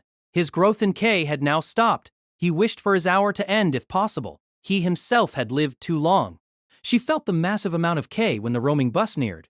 She thought an interesting guy had come, and she was dissatisfied with the K around her. It wouldn't bring her wonderful battles. Why was she born into this world? Why had she kept on living? These questions floated out one after another. Before, she had never thought of these questions. She knew from the moment of awareness that she was Alshera, the person who stood on the top of Grendon, the person who had to prepare for the impending battle. That was why the blood couldn't weaken. It could only become denser. The 3 royal families continued that tradition. As if to challenge the current phenomenon, they married within the families, making them the unusual group from the world. The 3 royal families inherited the strongest blood among the Heaven's Blades, as they were careful to keep their bloodline pure. And in the end, Alshera was born. She knew why she was born, and that was why she was interested in this man who knew the reason behind her power. She came to the outer suburb and saw him on the opposite wall. He walked out of the roaming bus with displeasure on his face. The long coat was torn and damaged through its long journey, but it suited that man. In him was a sense of loneliness that Alshera didn't have. so she wanted to hit him. The man acted, instinctively releasing a small amount of K. He had chosen an area on the outskirt that few people ever went to. The match started immediately. Invisible small threads surrounded Alshera. Steel threads. Just the weapon itself had enormous killing power, and on top of that was the large amount of K. Even other Heaven's Blade successors couldn't match his level of K. Even though he had been on a long journey, he had lots of battle experience. His consciousness, as he threw in his K, was clearer and more intense than anyone else. It seemed it was a good thing that he had come to Grendon, but this level of K could not harm Alshera. She caught the steel threads and walked ahead like it was a matter of fact. Then she hit that man's face. With an unbelievable expression, he flew from her. This man needed hell. The cruelest and hottest hell. For this man to come to Grendon must be a sign heralding the coming of that hell. She took hold of his hair, pulled him up, and looked at his face. He had dense hair and his pupils were deep. His gaze called for battle. He must have caused unneeded chaos in other cities, but in Grendon, this gaze was needed. I'll show you to feel regret for living in the battle of this world. She had promised him, and that promise would definitely come true. It was now about to be fulfilled. They had only 2 more hours till hell.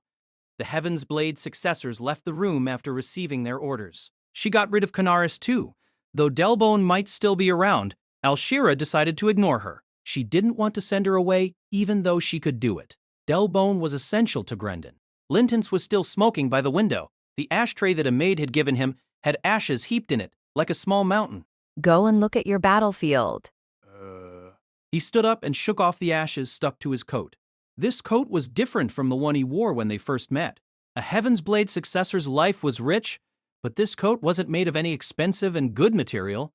This guy had no luck with clothes. It was his style to sustain the mood of battle. Alshera buried her head in the sofa in a room empty of other souls. High spirit covered her. At the same time, pain surrounded her. Liren. Alshera had dragged her into this hell. The family that had inherited the blood of Aaron Garfield. A figure stood in the courtyard of the palace. He took off his loose clothes and revealed his body. Bright sunlight burnt his skin. The beautiful skin didn't match his age. Beneath the skin stood out hard and powerful muscles. He was Tigris. The queen and Canaris came here a few days ago. He didn't know what the queen was doing. He also didn't know that the queen had been looking at Zuellni from here. At that time, he was facing Zuellni, practicing his bow. At present, even normal people could see the Academy city, and the citizens had headed for the shelters. Evacuation was about to be complete. The dry noises of Grendon's movement shook the air. Tigris pulled his bowstring back. This string was made of metal. It wasn't a steel thread, but if one couldn't master it, one might have his finger cut off and thrown away. He pulled the string back. No arrow. A military artist would use his own K as the arrow. Right now, he had yet to let his K run. External K and internal K slept in him. He just used his own strength to pull the bowstring. This wasn't something that a normal aged elder could do.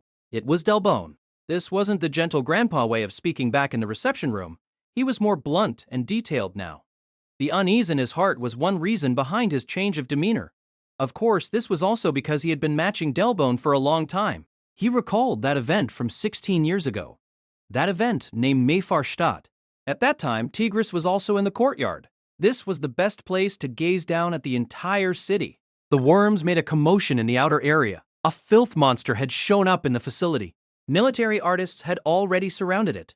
Tigris only needed to wait for the result. However, he wasn't waiting for the report on the filth monster. He was waiting for something else. Something else that had been going on for a while. Delbone's flake spoke. This flake was made up of many flakes. Delbone was very busy right now. She was distracting the investigation of the filth monster by other psychokinests. She had to let them know what was happening while simultaneously covering up the information they were not supposed to know. Only she could do both things at once. She was also all about to know. Only she could do both things at once. Everything was as expected? That didn't exist in this world. Tigris understood that point well. But how had they failed? He felt uneasy as long as he didn't know why. Herder had fled to the roaming bus facility, his plan beautifully designed. Everyone knew he had a woman outside, but no one knew she was pregnant. And then came the sudden death. Why? Tigris didn't understand Herder's actions at first. Did he fear his fiancée Alshera's jealousy? But he should already know that Alshera had no such feelings. She wasn't interested in him at all. So he was dissatisfied and went to hook up with a woman outside. No one would blame him for that. As long as he didn't fight for the crown, him having a baby with that woman didn't pose a problem either. The royal family didn't care for a guy whose blood was thin like a normal person. But then why did he have to escape? Being herder, he should have already understood that. Something icy pierced his body as he followed his train of thought. Could it be? His body shook. Tigris immediately opened communication with Delbone and sent the direction to the Riven family. The Riven family was famous for their secret movements.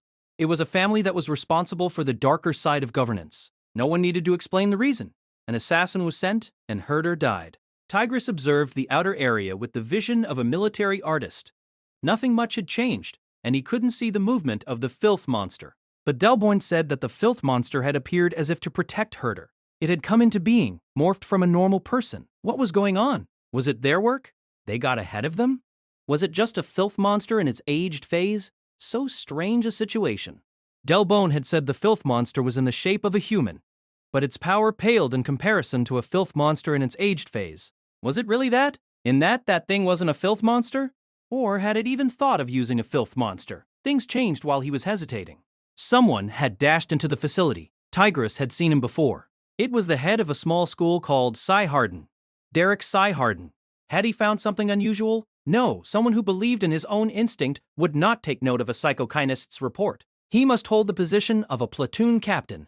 This meant he was strong. He might have noticed something that didn't match the psychokinist's report, so he had gone inside to confirm with his own eyes? Tigris thought Derek's action was worthy of praise, but at the same time, his heart was heavy and pained. His bow was ready. The K had formed into an arrow.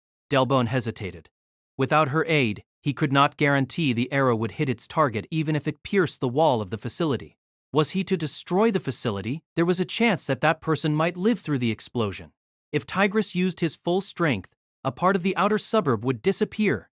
But what if he failed to eliminate it even with his full power? When he realized it, he had already said something very naive. He felt he was getting old, and he would appear very much to be in his age. But he had felt till now that he couldn't live like that. Something must still happen in his lifetime. Then, he must not die yet. Even though he was old, he must keep up with his body and psychological condition. He called again. The flake fell silent, and then she said in a small voice, that military artist had already entered the facility. Tigris heard the sound of fighting, which didn't last long. Silence descended again. He lowered the bow as the Kai arrow dissipated, but he kept his vision and watched the facility with murderous intent. Just who was luckier? The question turned meaningless. Tigris shook his head. In the end, the baby lived, Tigris had said when he pulled back the arrowless bow.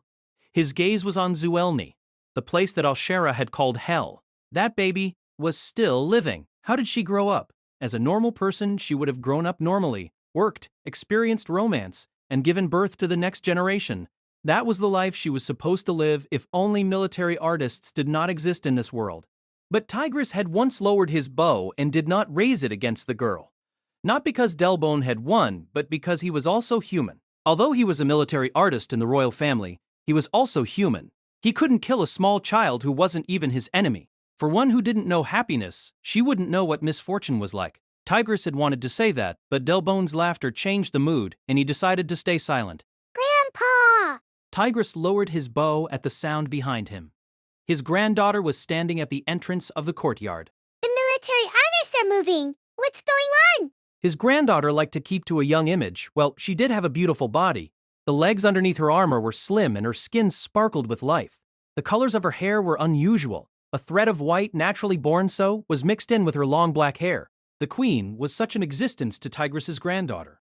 I don't like to. She said I don't pass. She pouted with her lips peeled back. He laughed. This expression suited her.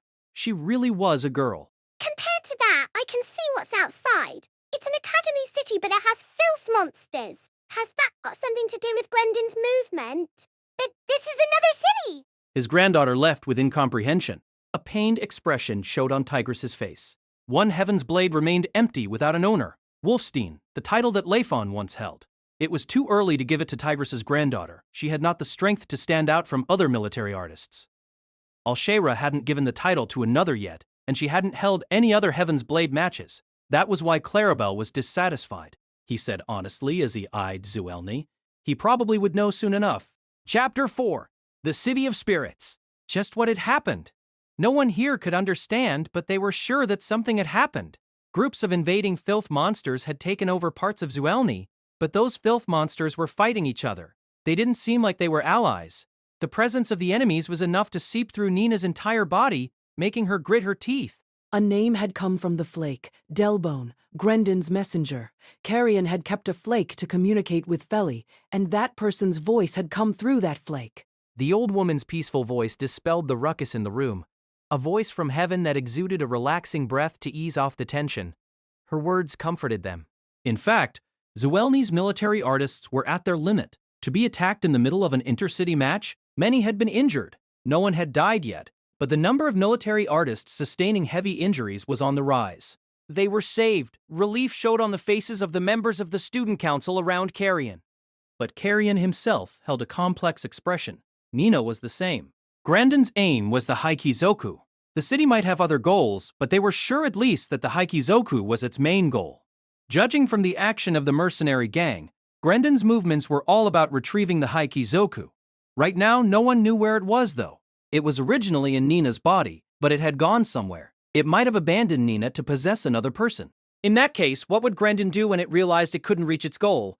Or what would Carrion do if the Haikizoku had possessed yet another student of Zuellni? But Delbone hadn't mentioned the Haikizoku, and Nina didn't feel the old woman had any other aim.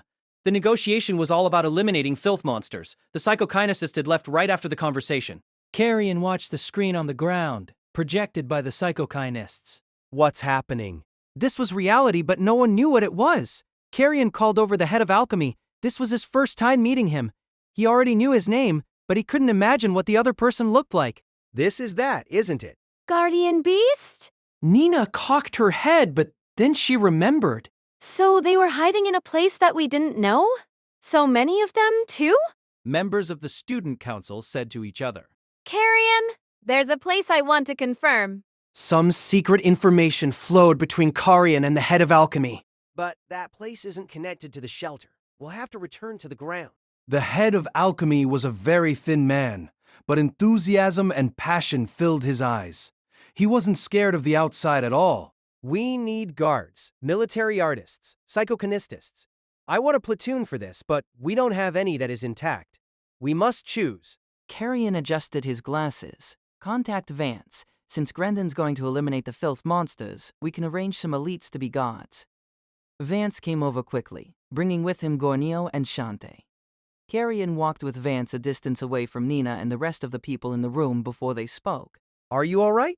On the other side, Gorneo was observing the situation. Grendon is here. What did you say? Bandages were wrapped around Gornio's head. Blood showed on the bandages. He was surprised. Just what is the Heikizoku that makes that city come all the way here? I'm not sure of the exact details, but Grendon is looking for the power that the Haikizoku possesses. You mean Grendon's government? No, Grendon itself. Borneo shook his head. Only a few people in Grendon know of this. Originally, even the Luckens family shouldn't have known since they're not connected to the royal family. No, I myself didn't want to believe a Haikizoku existed, so I don't remember where I heard of this from. Grendon is a Haikizoku. What? She couldn't comprehend, but he didn't look like he was lying. It does things that other cities wouldn't do. Have I not thought of this before? I did, but I gave it up thinking it was too ridiculous an idea. But that is the reality. Grendon is a Haikizoku. Yes, she remembered. When she saw Savaris in Mayath, Lirin had had an encounter, then Savaris had shown up. What did he say? He said, The real consciousness. Is there another electronic fairy in Grendon? I've heard of it, but only the royal family knows. Only the Luckens family is left from the first generation of Heaven's Blades. He didn't look proud of that fact, but why was he telling her of this so easily? I'm Zuellni's military artist. Even if I'm to return to Grendon, I'm still Zuellni's. I'll stand before Grendon if it has bad intentions towards Zuellni. Even I can fight against some of them.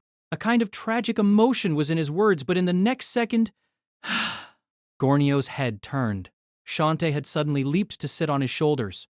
Her legs encircled his neck as she pulled on his short golden hair. Don't worry, we'll beat them up. You're too naive. Don't think so much. We just need to beat up our enemies. Shantae's quick words helped Nina relax her expression. Gornio looked funny with his troubled expression. He was speaking to himself in a tiny voice.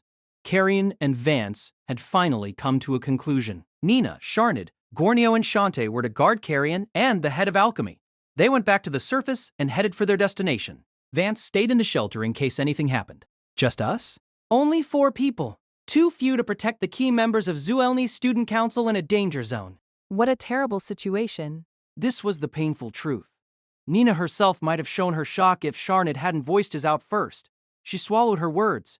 This wasn't a usual time. No time to get surprised at every little thing.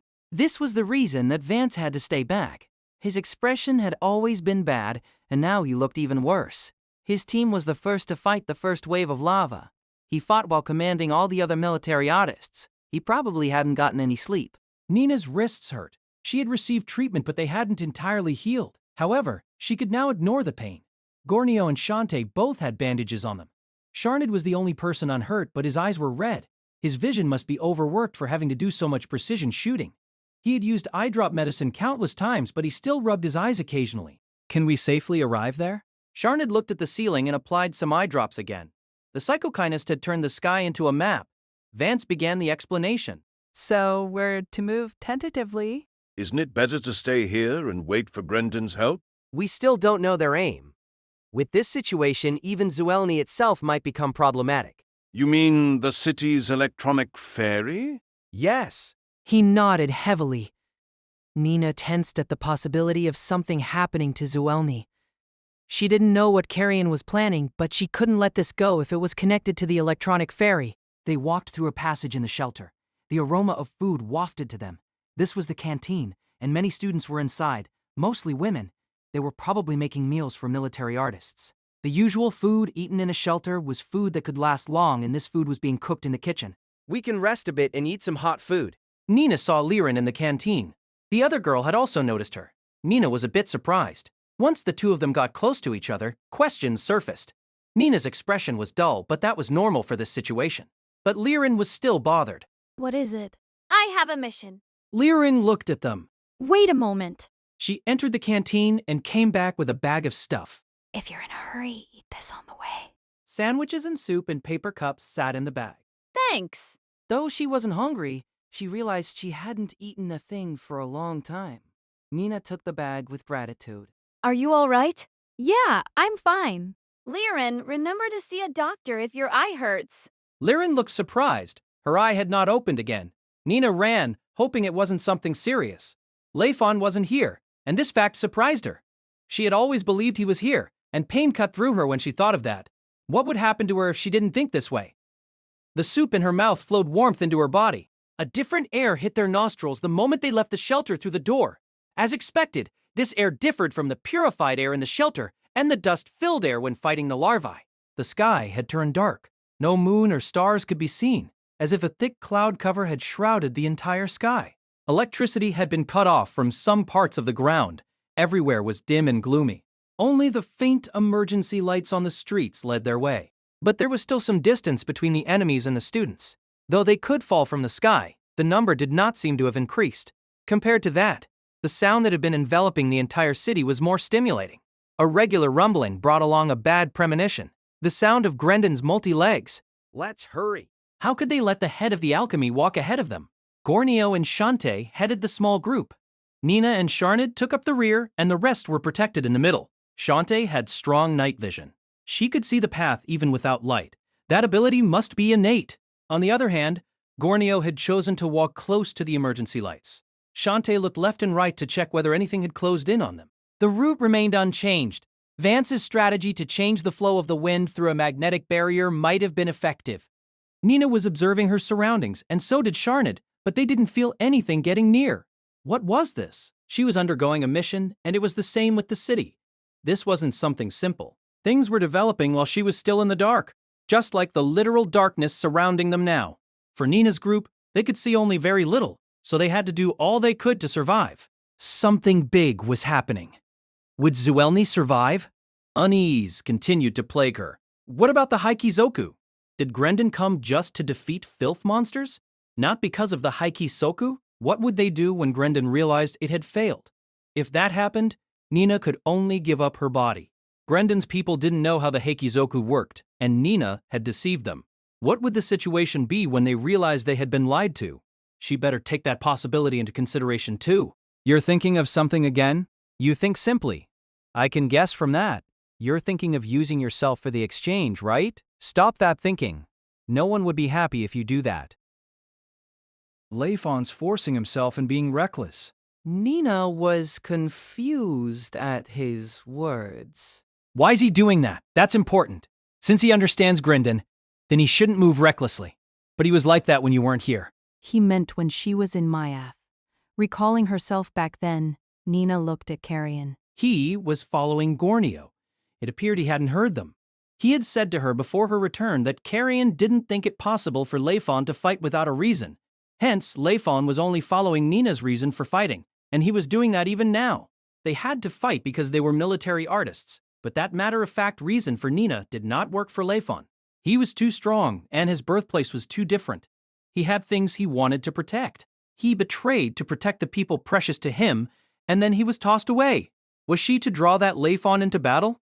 Was she the one who drew him in? She had asked herself numerous times, and so she confirmed her answer again and again. She could only ask him for his power. No one else had the power to handle the task. True. As a military artist, he really is too strong. So strong that we find it hard to stomach.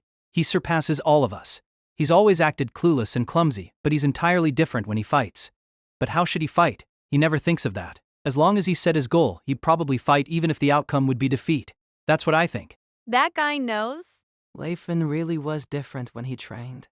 As long as it was something that had to do with military arts, he'd become sharp and cold. People found it hard to like him when he was like that. He was saying clearly to the weaker people that they were weak. He had walked through many intense battles. He had obtained a Heaven's Blade at the age of 10. From then on, no, he had been fighting filth monsters before that. What was Nina doing before age 10? She didn't yet have her own diet. But Layfon had already stepped into the battlefield, had already started facing the cruel and cold reality. To let him fight was foolishness. Unbelievable. But Sharnid thought differently. Boy, if he really understood, he wouldn't have come here. She couldn't make a retort. Layfon had always been fighting for the orphanage. What a military artist earned could sustain the operation of the orphanage, but he thought it wasn't enough. He wanted to protect all the orphans in Grendon, so he participated in underground matches and consequently was exposed. A person who was a hero was not a hero in reality. Nina couldn't reproach the orphans who thought they had been betrayed. Probably even Nina herself would have condemned him like them if she was there. Sharnid was right. There might be another reason. It probably wasn't what Nina said before about his spirit, but just a more practical way to make up for his deeds in the past. Layfon had said that he wanted to kill, but he didn't end up killing. He had the chance to kill the guy who threatened him, but he failed. Something must have stopped him. The orphans looked at him as a hero. They might have been in his mind and had stopped him. Nina thought so. But perhaps he couldn't kill him because the screen didn't manage to hide them. If the trend went the majority's way, then he couldn't kill Gahard even in broad daylight. Anyway, something must have gone wrong.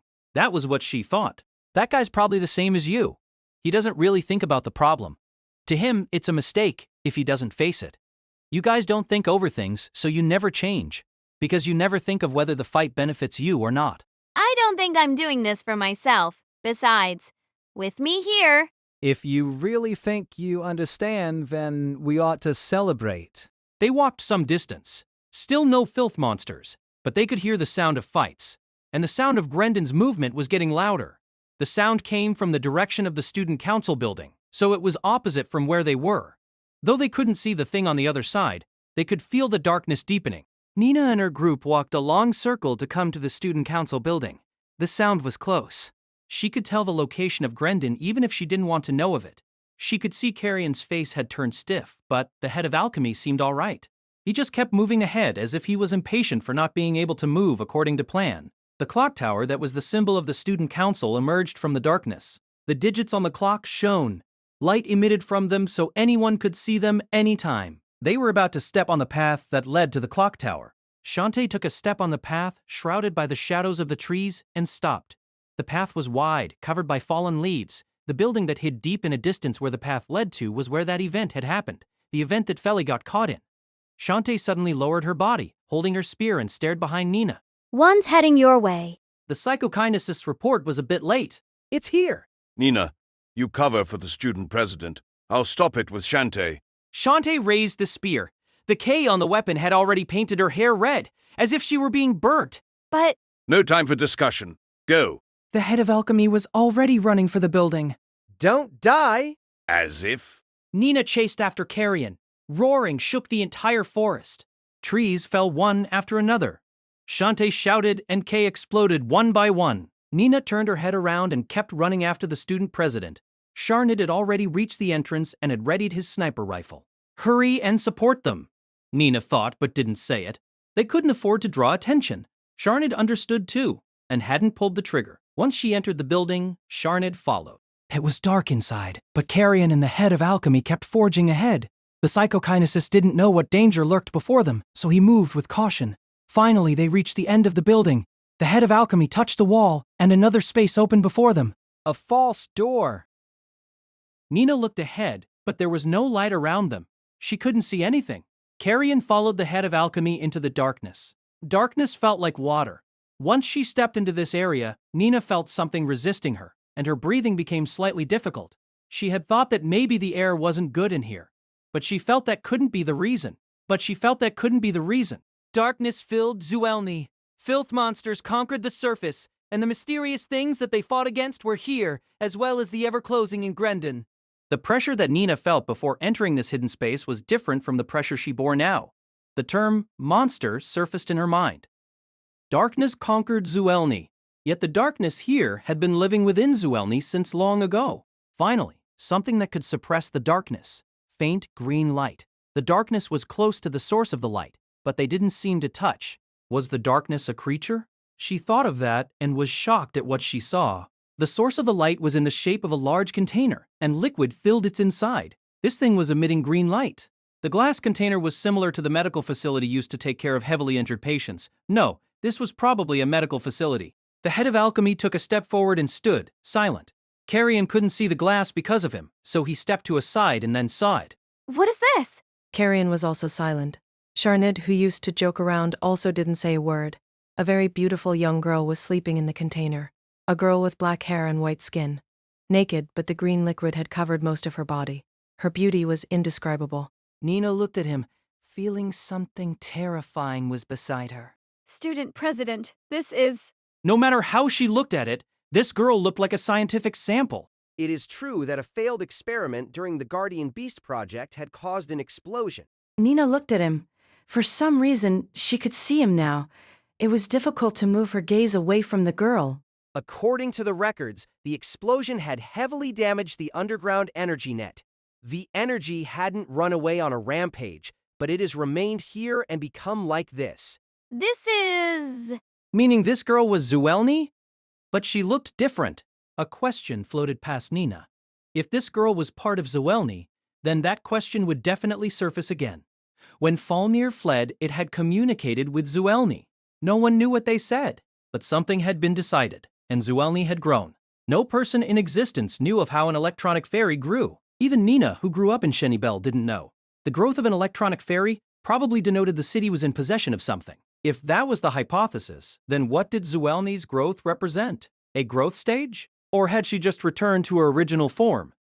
If it was the latter, then what did it mean to regain what had been lost? But Nina looked at the girl in the container again. Dizziness assaulted her head. It hurt. She realized she might have seen this girl before. It might just be her imagination, but that feeling remained. She had seen her somewhere. Yes, in Mayath. To her, the entirety of what was unbelievable all came to her when she was in Mayath. Since her mysterious encounter with Dixario, she had touched the other end of his fate, and that had in turn changed her fate. What was going on? She still didn't get it. A force of darkness was inside her, but it might be part of the darkness that now shrouded Zuellni. What did she see in Mayath? Was this thing in Mayath too? Not really. Just her imagination. But something unbelievable existed. She had to remember it. Quick. Since everything happened so quickly, she might have missed something. Something. Liren. That name surfaced in her mind. She and Liren went to deliver the electronic fairy back to the mechanical department, and the wolf faces had interfered. Nina was rendered immobile because of the Heikizoku losing control. What had happened at that time? Something had calmed the Heikizoku down. Something was behind Liren. Savaris had called it the true consciousness. Everyone reacted. Nina raised her iron whips, but the sound of Gornio fighting from the outside couldn't reach here. The change occurred in the glass container. The head of alchemy stared at the measurement, and he looked as if he had been hit. What did the change in number on the measurement mean? Nina didn't understand, but his action told her it wasn't something good. Numerous bubbles emerged in the glass container, and the girl opened her eyes. She's awake? No way. The head of alchemy trembled. The girl moved. Her hand touched the glass. In the next moment, all light vanished, but the green light came back straight afterwards. The girl was missing. The head of alchemy gave off a shrill shout and fell back onto the ground. Carrion also fell as if he had lost his strength. Sharnid was the same. Nothing happened to Nina. Where did the voice come from? Nina looked around. Sharnid had fallen. A force of darkness that could suppress the green light was here. A face emerged from it. The girl. You are... And her words seemed to suck Nina in. Nina! Hang in there. Nina encouraged herself. If she relaxed here, she'd be drawn in. That beauty was dangerous. The lightly dancing figure with her eyes open was so beautiful. The girl wasn't naked now. She wore black clothes. She walked over to her. Her dress swayed. The darkness seemed to sway with her, too. The ground shook, and then the entire place trembled. The giant had seen it. The sensing organs in its chest flashed. Only the face with the mouth looked up like a human's action. A gigantic ball-like thing floated within the darkness. It saw it, or perhaps it felt it, and then it moved. That was the only thing the giant could do. The next moment, that thing hit the giant's chest. The impact exploded against the giant's chest. Bones shattered and muscles flew apart. Cracks spidered down the giant's entire body. The giant fell. Countless number of thorns stood from the ball-like thing, and it was connected to a chain. The chain stretched to the outside of the city where a certain huge shape was. A large metal ball and a long chain. Loud noise sounded from Zuellni's ground. Next, a huge man appeared next to the metal ball. He was shorter than the giant, but he was a giant by human standard. Zuellni's huge men were Gornio and Vance, but those two paled into insignificance beside this man, Ruine Garand Macring. That was this man's name. Ruime looked underneath the metal ball. Liquid spurted from the giant. Dissatisfaction pushed his brows together. The sound of rumbling called in more giants, but he ignored them. The giant's body shivered beneath the metal ball. It was regenerating. The previous strike had not finished it. But Ruime didn't move away. He stepped on the chest of the giant casually. He didn't seem to be using any strength in his foot, but the chest of the giant shattered. Sensory organs broke with the sound of glass breaking. The giant struggled and fell still. He stepped on the face that only had a mouth on it. The chain shortened and the metal ball floated. He put it on his shoulder. Troyat said from a far distance. When did he arrive at Zuellni? The giants that had surrounded Ruime had yet to discover him. Who knew when? But he was now standing with Ruime. Both of them didn't wear fighting clothes since they weren't fighting outside the city. Fighting clothes were unnecessary burdens in battles inside cities. Unlike Calvin, the clothes would restrict their K-flow. In his hand was a dite in the shape of a cane. Tenkuru. Tenjuru. Light up. What was that guy joking about? Ruini thought. Who cares what the name is? Besides, the name of Troyat's technique changed according to his mood. He remembered the last time Troyat used the name Birushana. Troyat raised his arm as he tightened his grip on the cane. Light suddenly spilled forth from Zuellni's sky. A gargantuan ball shone with light and illuminated the entire city, dispelling the darkness around them. The hour right now was noon. The light stopped at the edge of the city, where it looked like dawn. The giants reacted to the light. They headed for the two Heaven's Blade successors. Ruine swung the large metal ball to strike and break apart the top half of one of the giants. The metal ball kept moving forward and destroyed more enemies to at last come to a stop on the body of an already dead giant. During this time, other giants had encircled him. They showed their fangs and attacked with the weapons in their hands. Riwime wasn't at all anxious. He did not retrieve the metal ball. Barehanded, he stabbed an enemy's chest, his fingernails piercing the giant's skin, and he lifted him up with indescribable power. That giant then became his shield. Strange sounds came from the captive's mouth.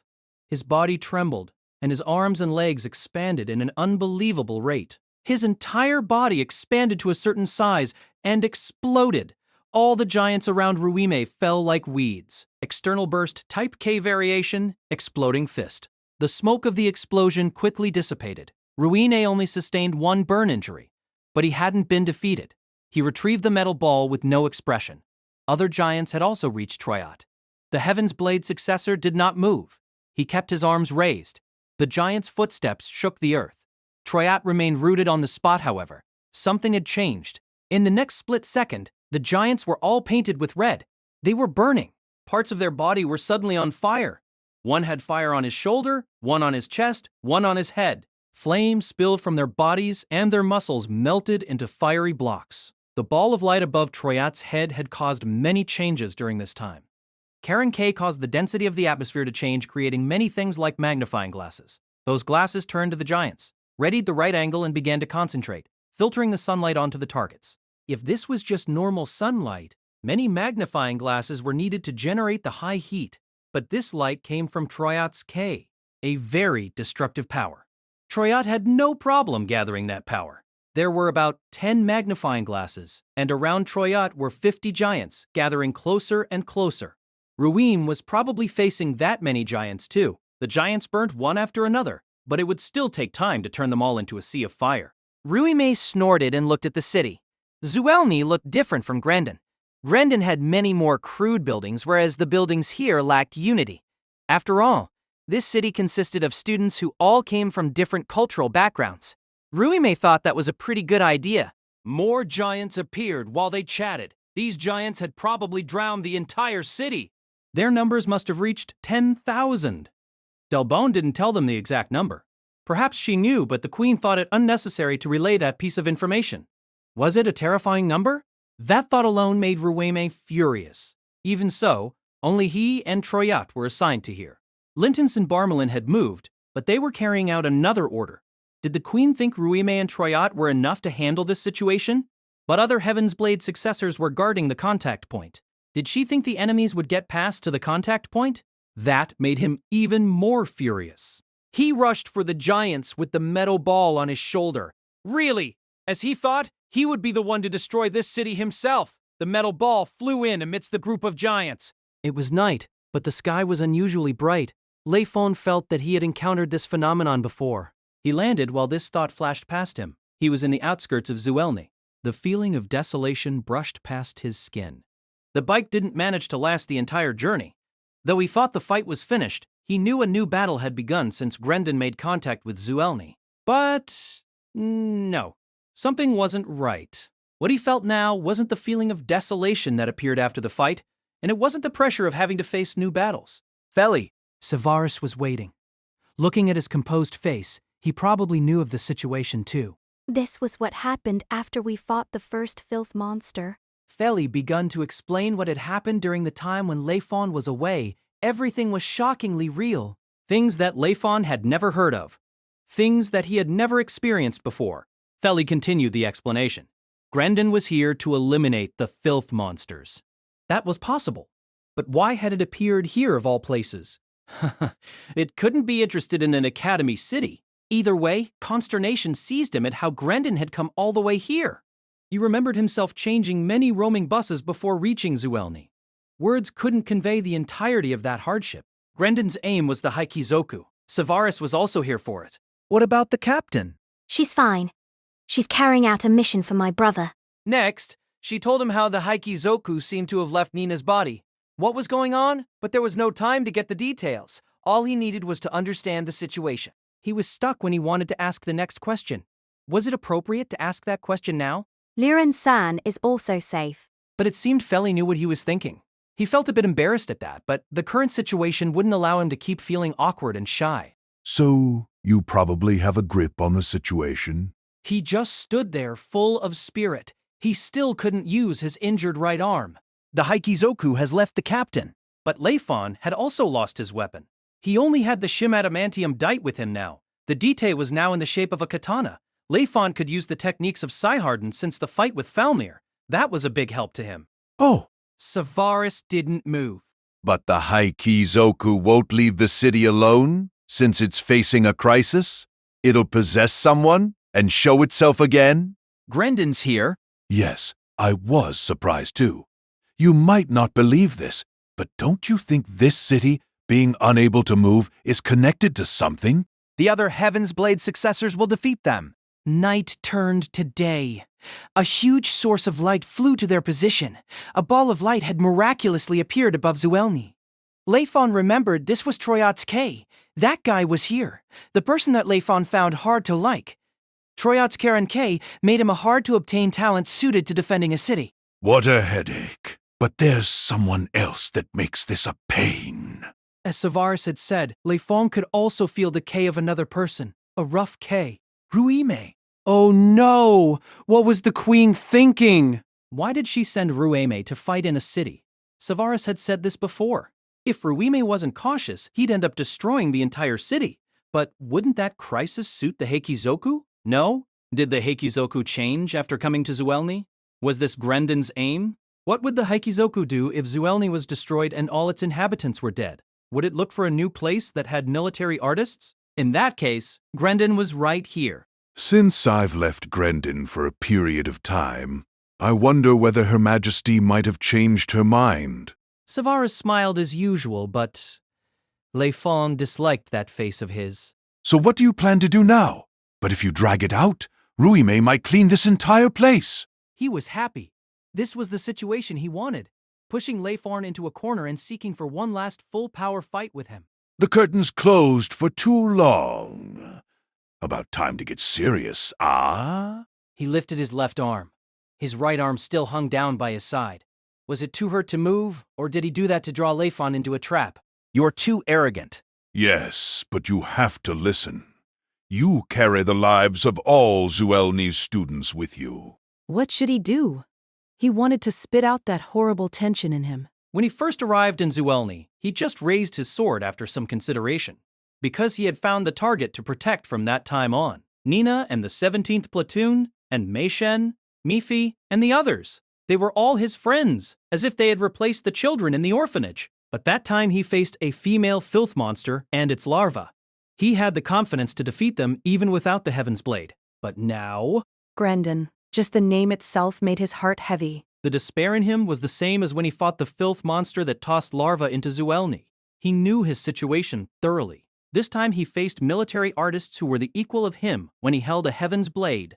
No, these military artists might even surpass him in power. In addition, there were more than 10 of them, and they all had lots of battle experience. Moreover, the queen stood above them all. That mysterious light that destroyed the filth monster was definitely the queen's move. It's a bit heavy for one person to bear. Layfon took down the helmet and tossed it away. He raised the restored Shim adamantium dite.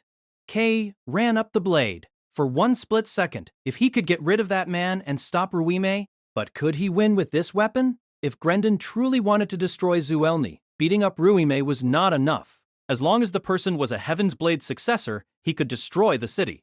Ruime was only good at large-scale fights. Troyat should be able to manage that feat. Lintons might find it a bit difficult, but that was only a psychological problem.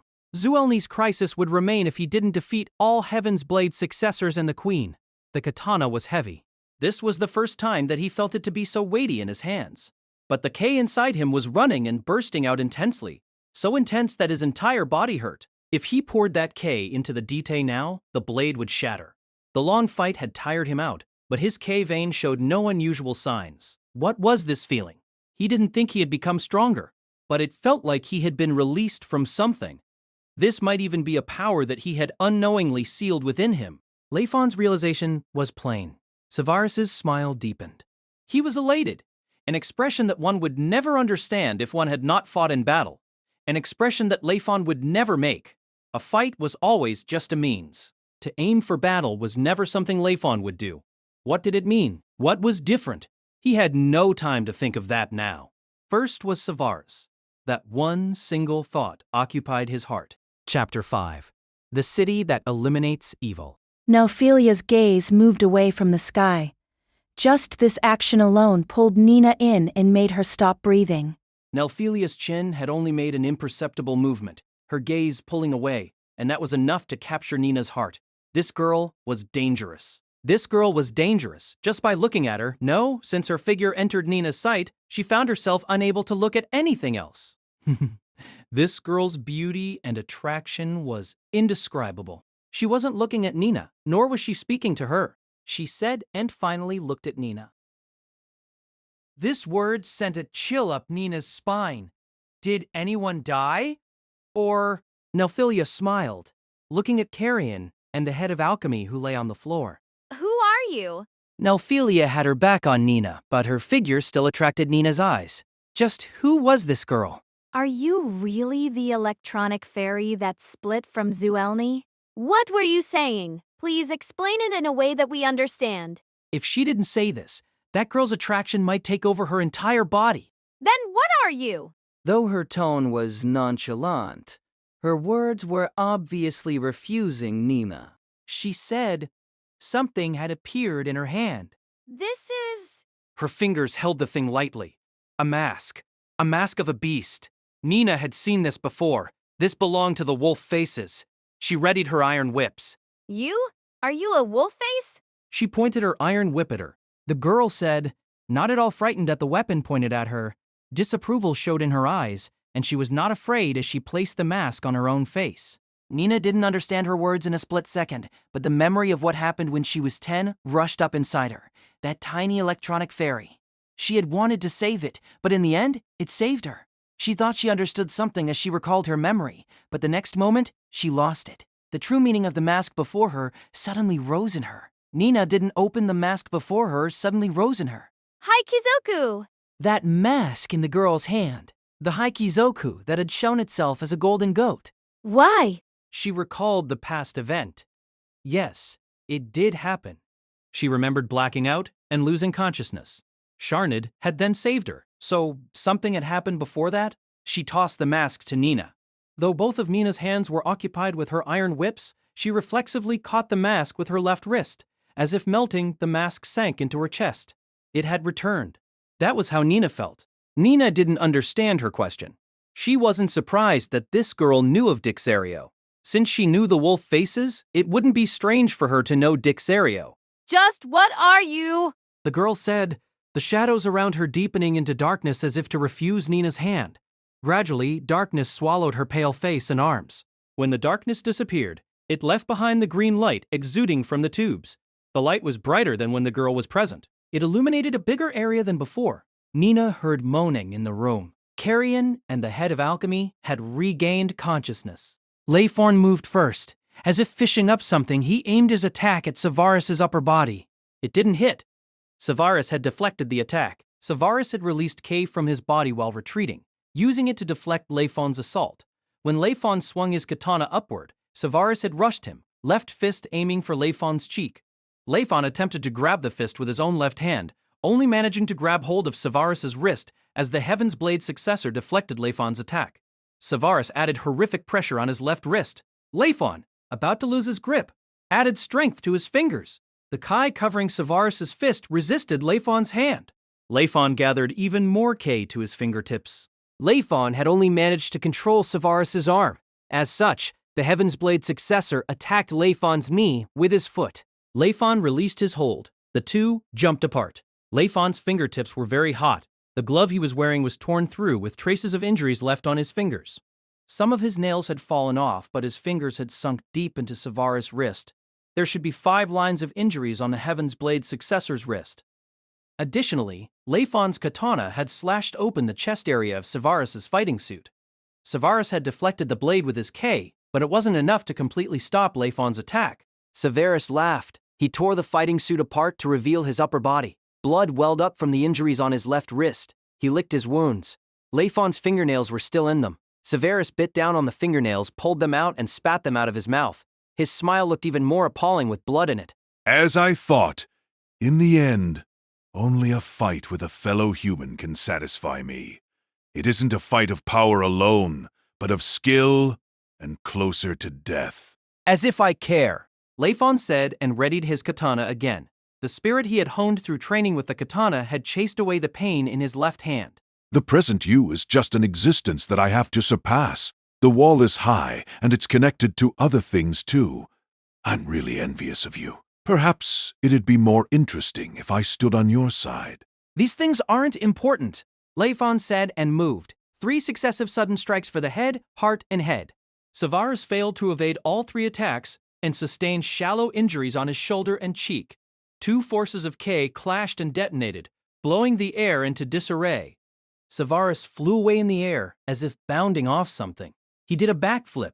Feeling something unpleasant on his chin, he quickly pulled back his body. Clamps seized his face. He felt fingers assaulting his face. He was in the air. External burst type K, Sendan. Lightning cut. Layfon's strike flew towards Savaris. Savaris' slow vertical spin became horizontal as he kicked out with his foot. External type burst Karen K variant. Furetsu K. Fierce wind. The mad running current of air was sucked into Savaris' K and then deflected. The condensed air pressure took Sendan head-on and they canceled each other out. A new force of chaotic air was called forth and pushed back by the 2 combatants. External type K variant, Whirl K. Guiding the flow of the air current, Layfon hid numerous bullets of K inside it. External type burst Karen K variant, Kishi Yukubaku. Savaris' move compressed air into 1 point. He detonated it to cancel Layfon's bullets. The remnants of the explosion flew towards Layfon.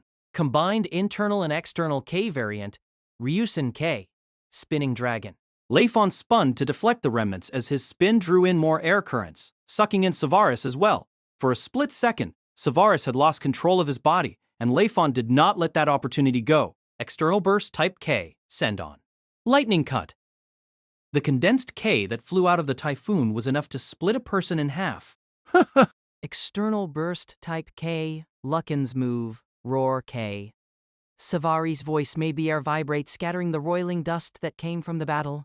The vibration that couldn't possibly have come from a human's voice decomposed the dust into finer particles. The thin dust screen gathered by the exchange of K techniques, Layfon's Ryusen K and the Savaris Kishukabaku, now scattered in all directions. Explosions surrounded Savaris. Sendan pierced through those explosions to draw a shallow ditch on the outer shell of the city. Layfon didn't feel he had finished his opponent. Numerous explosions had drastically reduced visibility. And he didn't think the sparks caused by the dust were enough to create such large explosions. There must be a trap. But what was it? He stopped the Ryusen K and retreated. The trap must be close to him. Using the rebounding force of the external K, he moved back 100 meters or so from his spot before his foot touched ground. He felt he had the advantage when the 2 forces of K clashed. But that was exactly why he felt Savaris had laid a trap for him. All the explosions had finished detonating when he landed. The turbulent air had yet to settle. Dense smoke rose to cloud his vision. He couldn't feel any K around him. Savaris must have used sake to mask his presence. Where did Savaris plan to ambush him?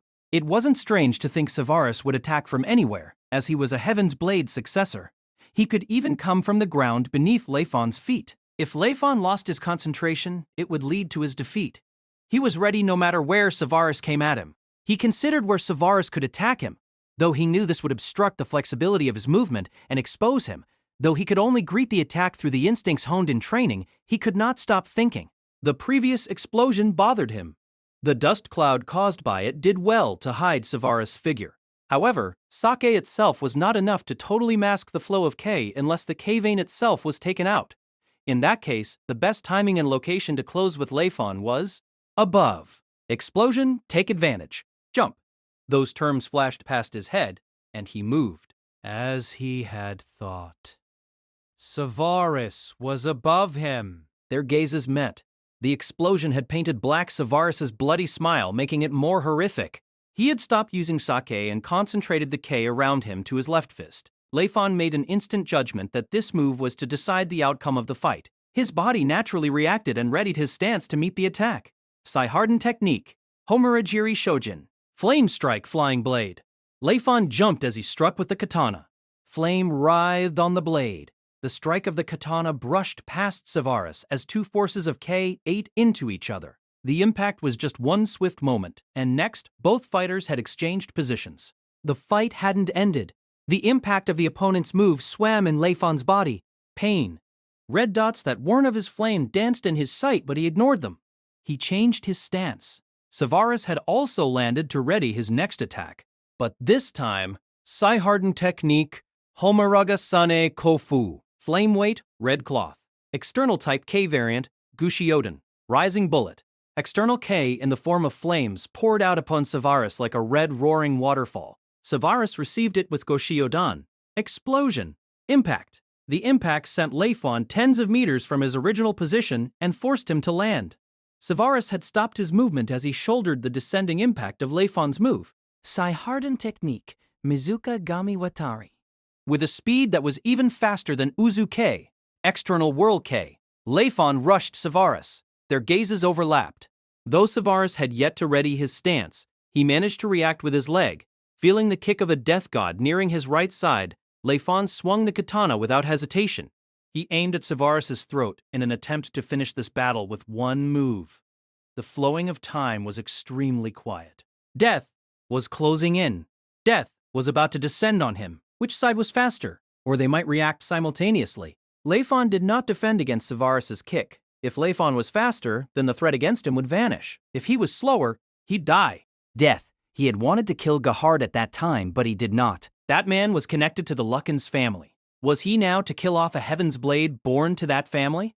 He could not stop his movement now. If he didn't kill his opponent, only death awaited him. The katana stabbed at Savaris' throat without deviating an inch. Layfon felt it touch skin and break through muscles. But next, a painful impact assaulted his shoulder. Time returned to the two fighters. Savaris' kick sent him flying. He slid on air as if something was pulling him out and then tossed him onto the ground.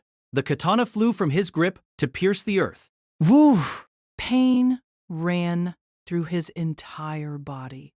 His right shoulder was dislocated. Wounds broke over his body. He felt something wet beneath his tattered fighting suit. He pushed the right shoulder back in place. The stimulation made him moan. He picked up the dite beside him. Savaris had fallen. He wasn't moving. Blood welled from his neck wound to pool around him. Dead, or he was about to die. The light in his opened eyes was lost. He probably was still alive as he was looking at Layfon's direction, his lips trembling but without voice. Probably because his throat's been cut open. Layfon originally planned to completely stab through that throat, but the kick had intercepted his move. If Savaris' knee had contacted with Layfon's shoulder rather than part of his foot, then Layfon's shoulder would have been shattered. The impact might have even damaged his lungs. What a close call! And if Savaris could use his right arm, things wouldn't have turned out this way. Layfon left Savaris as he quietly ran internal K through his body. He still had many people to defeat. I'll probably die. That thought echoed in Savaris' head as he felt something flowing out with the blood. He didn't regret it. He didn't even think of another outcome if he could move his right arm. To have strong mental preparation was his all. It would have been shameful to consider that other possibility after the fight. Layfon had left him, carrying his own wounds. He probably planned to keep fighting. Rueme was his next opponent. The one after him was probably Troyate. And then he would have to fight all the Heaven's Blade successors. Where would he end up? Or where would he fall? Savaris was envious of him. He had always wanted to challenge the queen, and he did do it, but he lost. He had lost to the queen who had held back in the fight. After that day, he had fought filth monsters in order to once again challenge her. He thought he'd surpass her one day, but it wasn't too bad to fight Layfon in this desperate situation. Yes, he had nothing except himself in a desperate situation. That was why he could use power above his real strength. Layfon was probably in that situation back then. Savaris also wanted to find that extra something in himself, but he probably wouldn't find it as he wasn't interested in anything outside battle. No matter, he was comfortable. As long as he lived, a day of satisfaction would never come. It might not be that bad to die here. Are you to die here? Though blood flowed out from him and his consciousness was gradually fading, his sense of hearing was still sharp. He heard footsteps. The ball of light from Troyette cast a long shadow on Savaris. You boring guy. Are you to die here because you went overboard playing? His vision was dimming, but he recalled that voice and realized it was Linton's. He opened his mouth and wanted to greet him with spirit, but all that came out was blood. Have a message from the queen. He felt sharp pain and heat on his body that was like fire. His body was still weak, but the blood flow had stopped. Savaris coughed violently as blood continued to spill from his mouth. When he stopped coughing, the flow through his throat was better. He could now breathe. We're already short of one person. We can't let one more die. The queen is the one to decide. Linton's had used his steel threads to sew up Savaris' injuries. The K generated heat to burn the wounds and seal them, completely stemming the flow of blood. Perhaps he had also perfectly sewn up the K vein. Thanks, he said. His voice was hoarse and weak. But speaking of which, what's with this commotion? Hell's about to descend. Aren't you good? Having your name taken out of the comrade? Savaris saw him leaving. Looking at his back that moved towards the center of the city, Savaris was very envious of Layfon. Having his life saved, his desire for battle had reawakened. But even he was unable to do anything more with his body. This was disappointing. Liren had done what she could. She had helped with cooking, setting up tables, and eating utensils. No matter what task it was that anyone thought was short of people, Liren was able to make them feel they had too many helpers. She wanted to do something for them.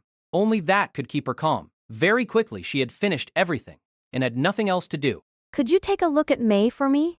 Naruki said as Liren helped to deliver food to injured military artists. Though Naruki was also wounded, she could still move around. However, she could not return to the battlefield immediately. Right now, she was helping out the city police. Mifi was somewhere here, but she was probably busy with people that she knew. Seems she's preparing for an activity to keep everyone's spirit up. What a good idea. Ignore the possibility that the event might not be interesting, but it would be a good distraction. Liren headed for Mei Shen's room alone. She touched her face unconsciously. Her right eye was still closed, but no one had noticed. No, one person had noticed. Nina, only she had noticed Liren's eye was closed. Why her? Nina didn't feel anything strange and special about her closed right eye. But no one else had noticed. This meant Nina might also have something in her, something that could be similar to what was inside Liren. Perhaps the event here was connected to the event in Maeth. But what was it? The mysterious Wolf Faces organization had attempted to seize Maeth's electronic fairy. That was all she understood. All the information she held now was just bits and pieces, too broken to be put back together. If what the Wolf Faces did was just a process to reach their goal, then what were they aiming for? And what was the fruit of that aim? Was her right eye part of it? Who was she? Thoughts continued to churn inside Liren's head, unable to halt. She didn't know how to handle those questions. Something must have happened opposite the shelter, and this wasn't connected to the reality. It felt like something that Liren had felt before, a feeling of dislike chased after her. So who was Liren? She kept asking herself. She had never thought of this before. At the orphanage, some children were taken in by other families, some were adopted, and others were taken to work. Particularly for those people who had a craft skill, they often visited the orphanage as they wanted apprentices who could learn a skill at a young age. But no one had requested for Liren, and Liren didn't regret it. All she was bothered was that she didn't have any parents. Derek never said anything about her origin. Different reasons explained the outcome of one becoming an orphan. And among those reasons, some could be said, some couldn't. If Derek had told some orphans of things that weren't important and consequential, others who weren't told of anything would feel despair. As such, he didn't say anything. Liren understood why her adopted father said nothing, so she never asked. But she did want to know. No, perhaps even Derek didn't know why she wanted to know. She wasn't sure whether she had been adopted once when she was born. But what existed must have undergone a process. Liren's eye. The eye that reflected what a normal eye couldn't perceive. This right eye? There must be a reason existing in Liren. Nothing had happened in her when she was in Grendon, but an omen was given to her when she met Sonola. In that case, because I left Grendon couldn't be a reason. Though it might be the reason to awaken that thing, it wasn't enough to explain the existence of her right eye. Something was slowly putting pressure on her head. That feeling filled her as she walked. She had felt something changing. Something was happening above the ground. Were they connected? What should she do? You can do nothing. That was what that girl had said. The black-clothed girl looked the same as the girl in Liren's memory, but she was a different person. Though she recalled the girl in her memory, she only remembered her appearance. It wasn't strange for her to mistake this girl as the girl in the memory. She didn't know why, but she felt the girl was of a personality that would arouse pity and sympathy, looking at her appearance. But why could Liren not accept this thinking? She remembered what the girl had said. You can do nothing. What was going on? She was challenging Liren. Liren felt the other person was simply narrating a truth. The existence in her right eye seemed to be related to this commotion. Then what did she mean that she could do nothing? What did she want to do? How did she plan to carry it out? These things that had already been decided were mysteries to Liren. Was this what the girl wanted to express? How painful a thing it was. This seemed to be Liren's will, but in reality, it wasn't. Though she chose certain actions, she felt those things had already been decided. Her inability to understand these things brought her unease. She didn't even know what she could do about it. Liren came to the patient's room, perturbed. She clapped her face lightly to soften her expression. Mei Shen was already up. This was a room housing many patients. Liren saw her sitting up through the gap in the curtains separating the beds. Mei Shen looked eased at seeing Liren. Are you all right? The doctor said I can leave when I feel ready. That can't be helped. Liren sat beside her. There weren't many chances for them to be alone. Naruki and Mifei were usually with Mei Shen. Mei Shen was like a kid who tended to suffer when she was alone. Liren didn't think that was a good thing. She didn't feel refusal or alarm from Mei Shen for sitting so close. It was proof of how good their relationship was. Is it really bad outside? I'm not sure. Have you seen Naruki and Mifi? Mi's visited me already. Is Naruki injured? Yeah, but she seems okay. She's working with the city police. Liren told her of what she knew. This was a very usual and relaxing hour, but Liren felt a sense of tension coming from the outside of the ceiling and from something else she couldn't pinpoint. She then realized that the tension came from Mei Shen. Liren found that part of her strong. The attempt to change her current self was a fight that was harder than any other fights.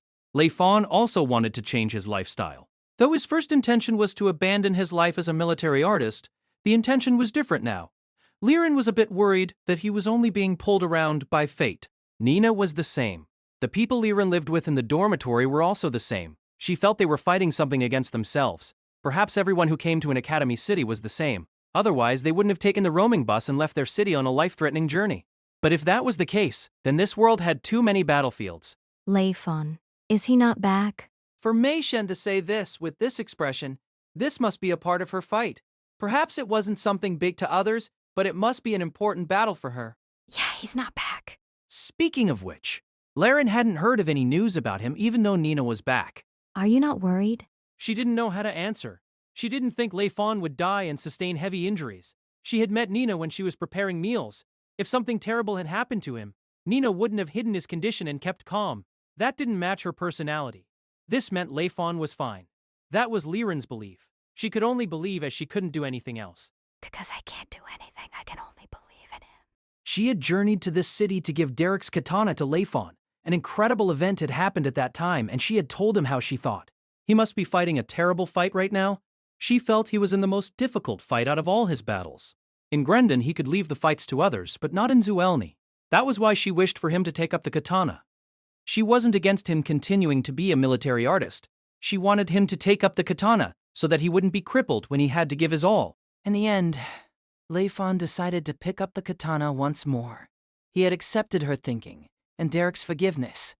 In his heart, he had not abandoned his past in Grendon. Though she felt his refusal to take up the katana was his stubbornness about the past, she had managed to persuade him. She was very happy that he understood her. That was why she firmly believed in him, believed that he would safely return just like the times in Grendon. Strange? You're strong. Mei Shen said with her head lowered.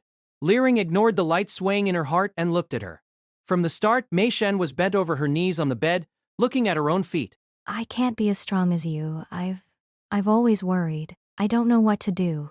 A dark spot stained her dress. The trace of something wet. The trace of a tear.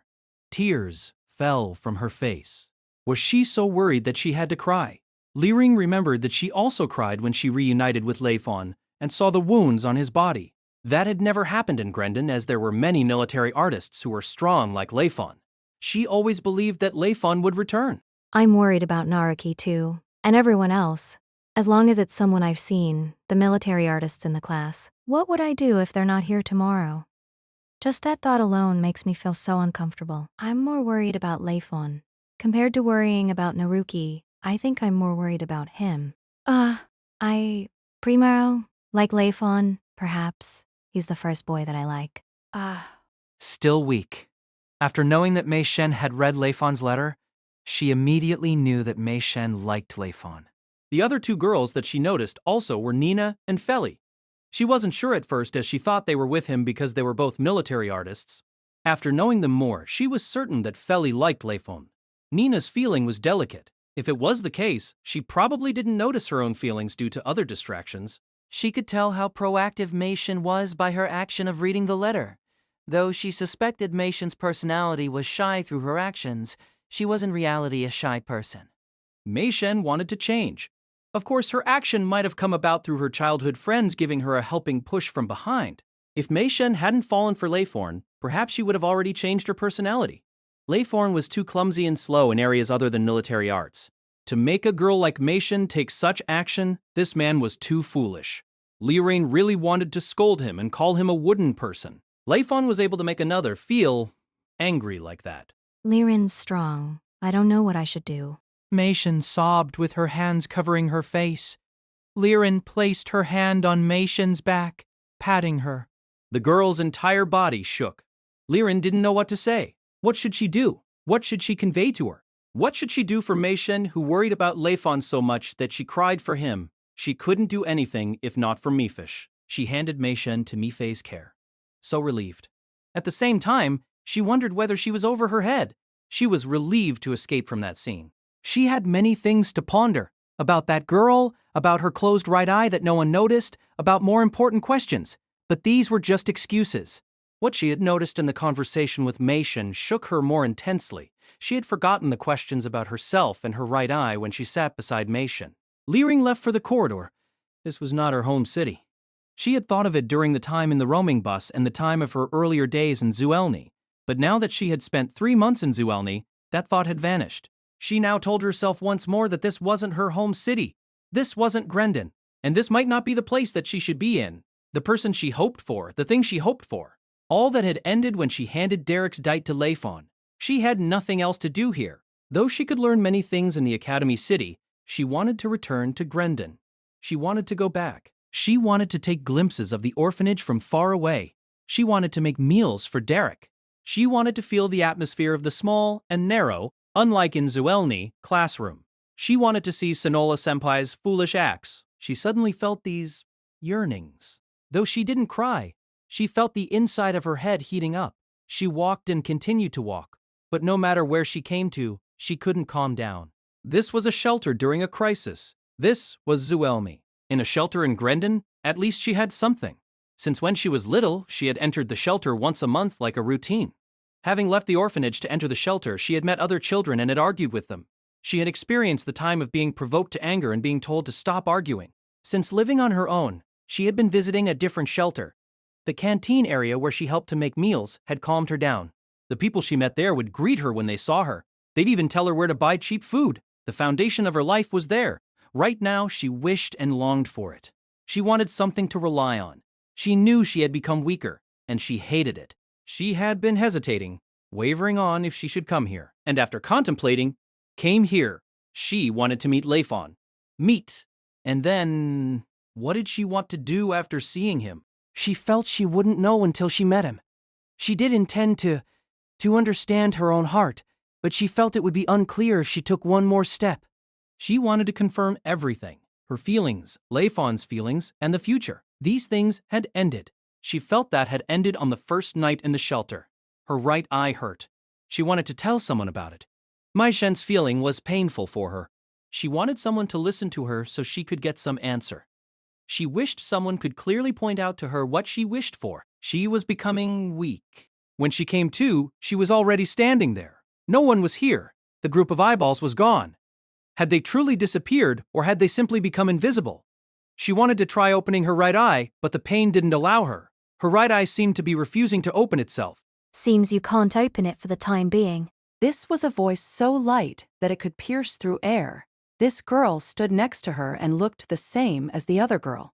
As expected, this girl was not the same person. The beautiful girl wearing clothes the color of the night sky stood next to her. She stood there as if it was matter of fact. Who are you? That was what she wanted to ask, but she said something instead. What's happened to you? How come this girl could see through her heart? I've been sleeping. Always sleeping. Liren felt this wasn't the answer she wanted. But, no. If it's just sleeping, I can sleep anywhere. But I just want to sleep beside that person. Right? Liren felt this was important. What's your name? Saya. Liren was satisfied with the concise answer. Nelphelia and this girl were like the same person on different side of the mirror. Though Liren wanted to ask about Nelphelia, she didn't say anything. It'll be painful. Saya's words seemed to point to the future after this moment. Liren's closed right eye and all that were to happen to her. Painful. Liren wanted to tell someone about it and rely on that someone. Only one person floated in her mind. He looked so unreliable, but he made people want to rely on him.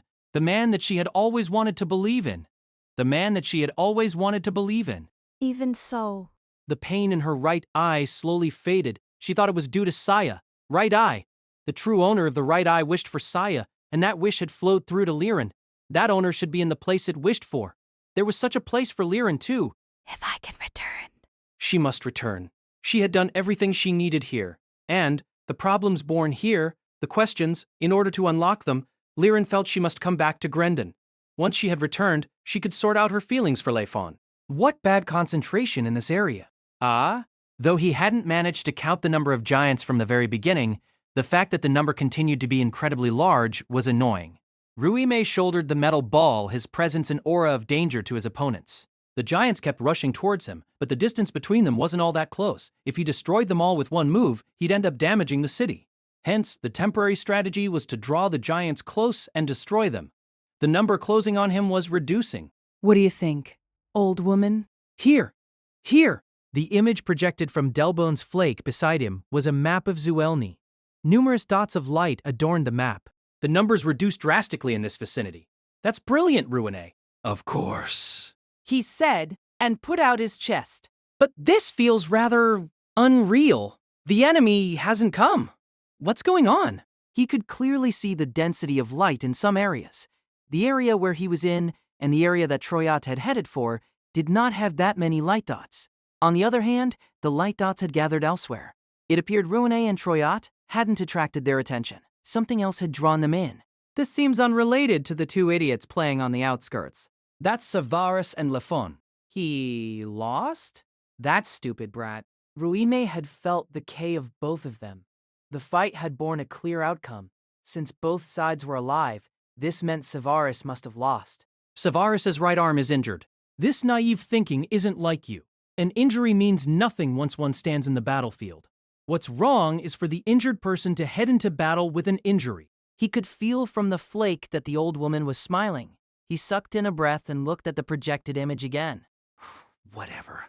These guys aren't just making a ruckus. Is it all right for me to stand here and not move? We've made preparation for Troyate and Barmelin to move. Lintense is probably already over there. What the... making everything so grand? What about me? I thought you don't like doing small things? He made his disapproval loud. Delbone's laughter echoed in the battlefield. A figure had come to visit. Ruime turned around. An emergency notice from a psychokinesist. A large number of filth monsters has gathered near the entrance of A10. Heaven's Blade. What about Grendon's military artists? Carrion asked, supporting his head with his hand. His consciousness seemed confused. They're fighting in the middle of the city. Their speed is unbelievable. The filth monsters have suddenly changed their direction and headed this way. What about Vance? Captain Vance has already gathered the military artists that can still move and have assigned them. He's also ordered the students in Area A to evacuate. The main door hasn't yet received an impact, but that's just a matter of time. Once everyone's evacuated, seal off the entire Area A. No need to think of us, just pretend I'm not here and give all the commanding authority to Vance. Roger. The psychokinesist was silent. Looks like we can't return. I'm worried about Gornio and Shantae. We've to let them know of this. If they can retreat to here, at least we can gain some time. I'm counting on you. The head of alchemy was looking at the empty container, numbed. Carrion nodded. Nina and Sharned rushed out. Nina's mood had changed. This wasn't the time to think about the disappearing girl. They ran through the abandoned house to the outside. Trees burned everywhere around them. This was Shantae's Karen K. Even the dried leaves that filled the courtyard were burning. A number of giants were in the middle of the flame where Gornio and Shantae were. Sharned, head for the roof. Nina said and cut open a path through the flame with her iron whips to stand beside Gornio. You all right? Okay. He said, but he wasn't in his best condition. Small wounds covered his body. Blood had seeped through his clothes. Shantae wasn't injured, but she looked weakened. Nina could tell her level of concentration had dropped as she was worried about Gornio. No matter how many times we kill them, they keep reviving. What terrible regenerative power. There were 8 giants here. Some carried traces of the flame. Some had a big impression in their stomachs, left behind by Gornio's fist. Some had missing muscles in their shoulders, probably done by Shantae's spear, as if the injuries were formed after an explosion. However, bubbles formed around the wounds to fill them up. The giants didn't look tired at all, but Gornio and Shantae failed to hide their exhaustion. They had fought too long. The filth monsters have gathered around the shelter. We can't return. I see. Gornio was not shaken at the news. Grendon's military artists are fighting in the middle of the city. The filth monsters had changed their direction afterward. I don't think they've fled. They're looking for a new target. Either way, the number here probably won't increase. The giants closed in on them. Shanti jumped as Gornio kept close to the ground. Nina moved for one of the giants as if that giant had pulled her over. She knew she couldn't enter Gornio and Shantae's fight. Sudden attacks from both sides caused confusion for the giants. Gornio seized the chance and hammered his fist into a giant's knee. Something in it broke. The giant lost its balance and fell. Shantae then stabbed her spear into the giant's enormous mouth, filling its inside with flame K. Fire seeped out from between the giant's teeth. During this time, Nina had come near a giant. The giant raised a weapon that looked like a sword, but it had not the sword's sharpness. But if Nina got hit by that weapon, swung by the huge body of the giant, she would easily break into pieces.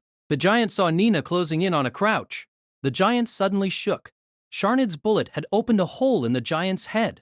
Nina took the chance to rush close to the giant's chest and had also chosen to destroy the giant's knee. While the giant fell, she swung upward with her second iron whip, using all of her strength to send her opponent flying. Eliminate it! But other giants had started to move. She could only release external K as she returned to the original position. She had Sharnid's support. At first, he sniped from the roof, but after that, he had moved to other locations. He probably didn't want his location exposed and ended up drawing an enemy to him. He must have made that decision looking at how the giants had moved in an organized manner. These weren't normal filth monsters. They not only looked different, but Nina realized something after having fought them for some time. At first, they attacked in pairs, making it easy for her. But they might just be confirming the number of enemy reinforcements. Yes, though they aren't like us, they fight with precision. 8 giants surrounded them. It didn't seem any more giants would join in the fight. If Nina's side couldn't break through this circle, they'd be destroyed. Bubbles filled the wounded knee and the burnt mouth of the giant that Gornio and Shantae had defeated. It stood back up. Nina's giant did the same. This takes forever if we don't annihilate them. But if we do that, other giants will attack together. That happened already. He was probably injured during that time. A long fight is disadvantageous for us. Military artists only hold the advantage of speed. We can only do it that way then. Gornio quickly understood her. They were now 4 instead of 2. 3 of them were to attack while Sharnid's bullets served to stall the giants. They didn't have Feli's flake with them. The flake they had was used as communication between Carrion and Vance. Since they had no flake, could Sharnid understand their plan? Though Gornio felt uneasy, he could only trust him. But Gornio felt uneasy, he could only trust him. Ha! Shantae moved. She roared and jumped high. Gornio also ran out and headed for the giant that was regenerating. Since this giant moved the slowest, they would use it to test the strategy. Same as before, the giant ignored Shantae and concentrated on Gornio, sweeping in with its weapon. It must have hated the attack on its legs more than the attack from above. Gornio jumped. The weapon struck the ground. Dust and soil scattered. Gornio met Shantae in the air. He reached out with his strong arms, his palms opened. Shantae stood on his hands.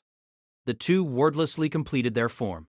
Gornio tossed her. Shantae held the spear before her and flame K shot out from it. Shoutenson. The tip of the spear pierced through the giant's back. The flame burned and melted the muscles surrounding the spear. The spear appeared from the giant's chest. Shantae let go of the weapon and jumped back. As if following close to her, Gornio landed. External burst K variation. Goriki. Totoru. Ha. Teppa. Tatsu. Submerging power. Dash. His kick connected with the spear, causing it to fly out of the giant's chest. At the same time, K was driven through the spear into the giant's body to destroy it from its inside. Cracks ran through the opponent's entire body. Nina. He shouted as he jumped away. Nina was ready. She had included the dust created by the giant's strike in her calculation. Moreover, Sharnid had seized the best timing to shoot randomly to attract the attention of other giants. If that hadn't happened, both Shantae and Gornio couldn't have attacked with full power as they had to be alert on the movements of other giants. Their combination was completed before the dust fell. Besides, the rising current of air caused by the flame prevented the dust from falling too quickly. Nina's figure vanished for one swift moment in the dust screen. If one couldn't read K, one could not discover her location. Release, internal and external K variation. Regios. She ran. The chest of the fallen giant had started regenerating. What horrible life force! Could she completely destroy it? The doubt instantly vanished. Nina ran like lightning. Her iron whip struck the enemy's head.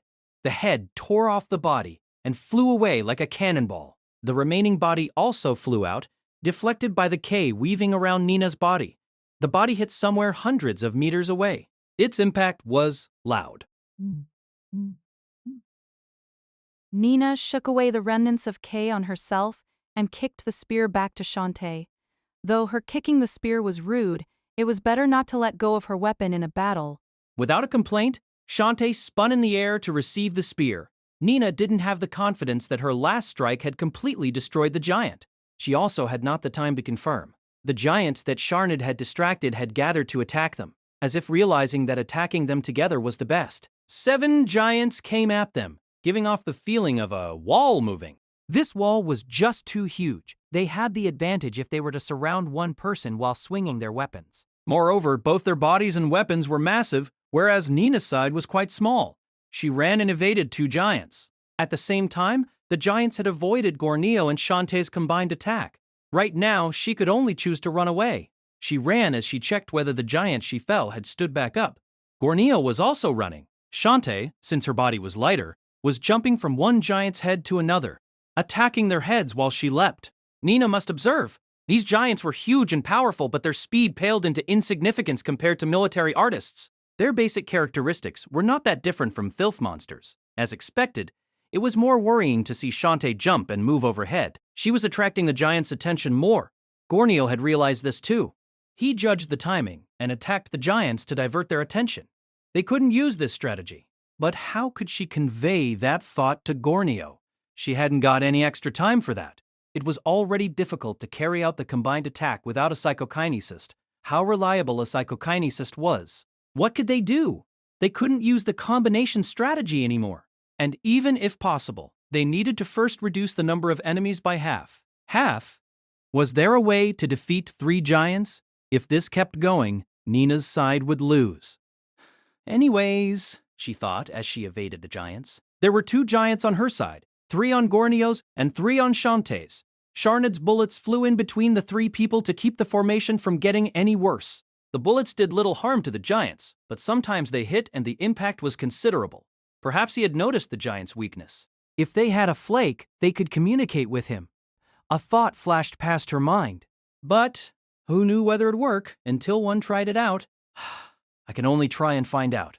Whether it was Gornio and Shantae, after having run away from the giants for a while, both would want to team up with Nina and attack. Nina finally came to the location she wanted. The giant before her moved slower than others. Shantae was behind this giant with 3 other giants around her. If possible, Nina wanted Gornio to take this job instead, but there wasn't enough time. The only way was to bet on it.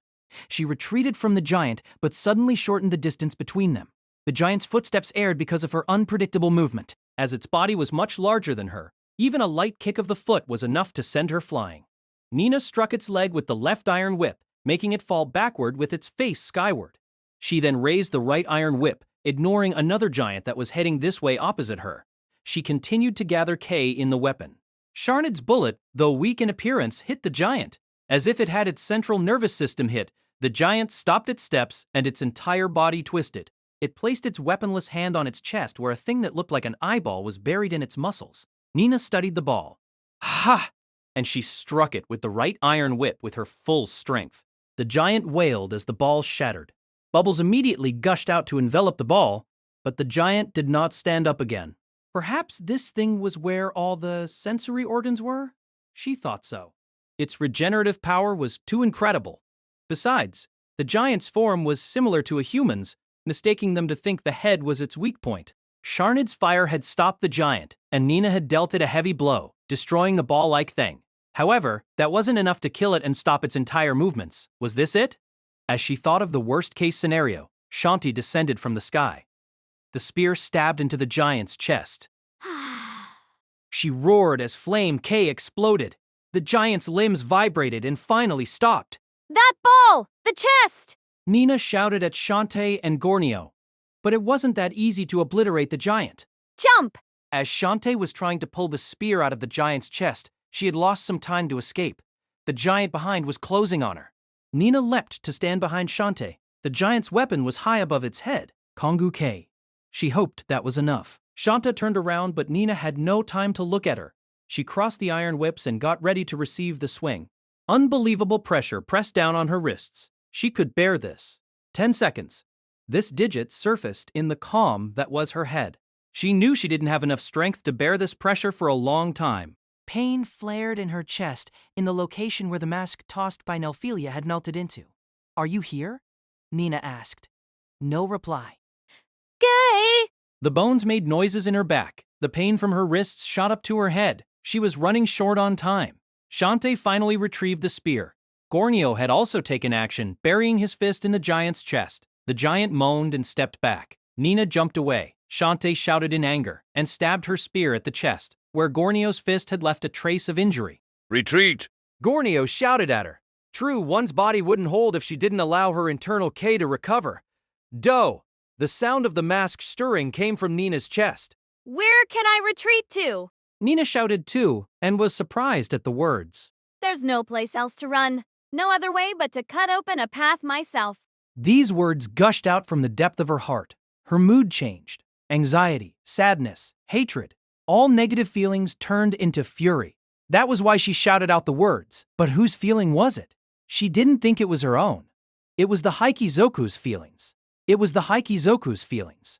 This is the crisis. We've nowhere else to run to. We can only fight. In order to protect, we must fight. The feeling in her heart turned into these words, and this wasn't her voice. She knew this was the voice of something inside her, because she wasn't used to the feeling in the words.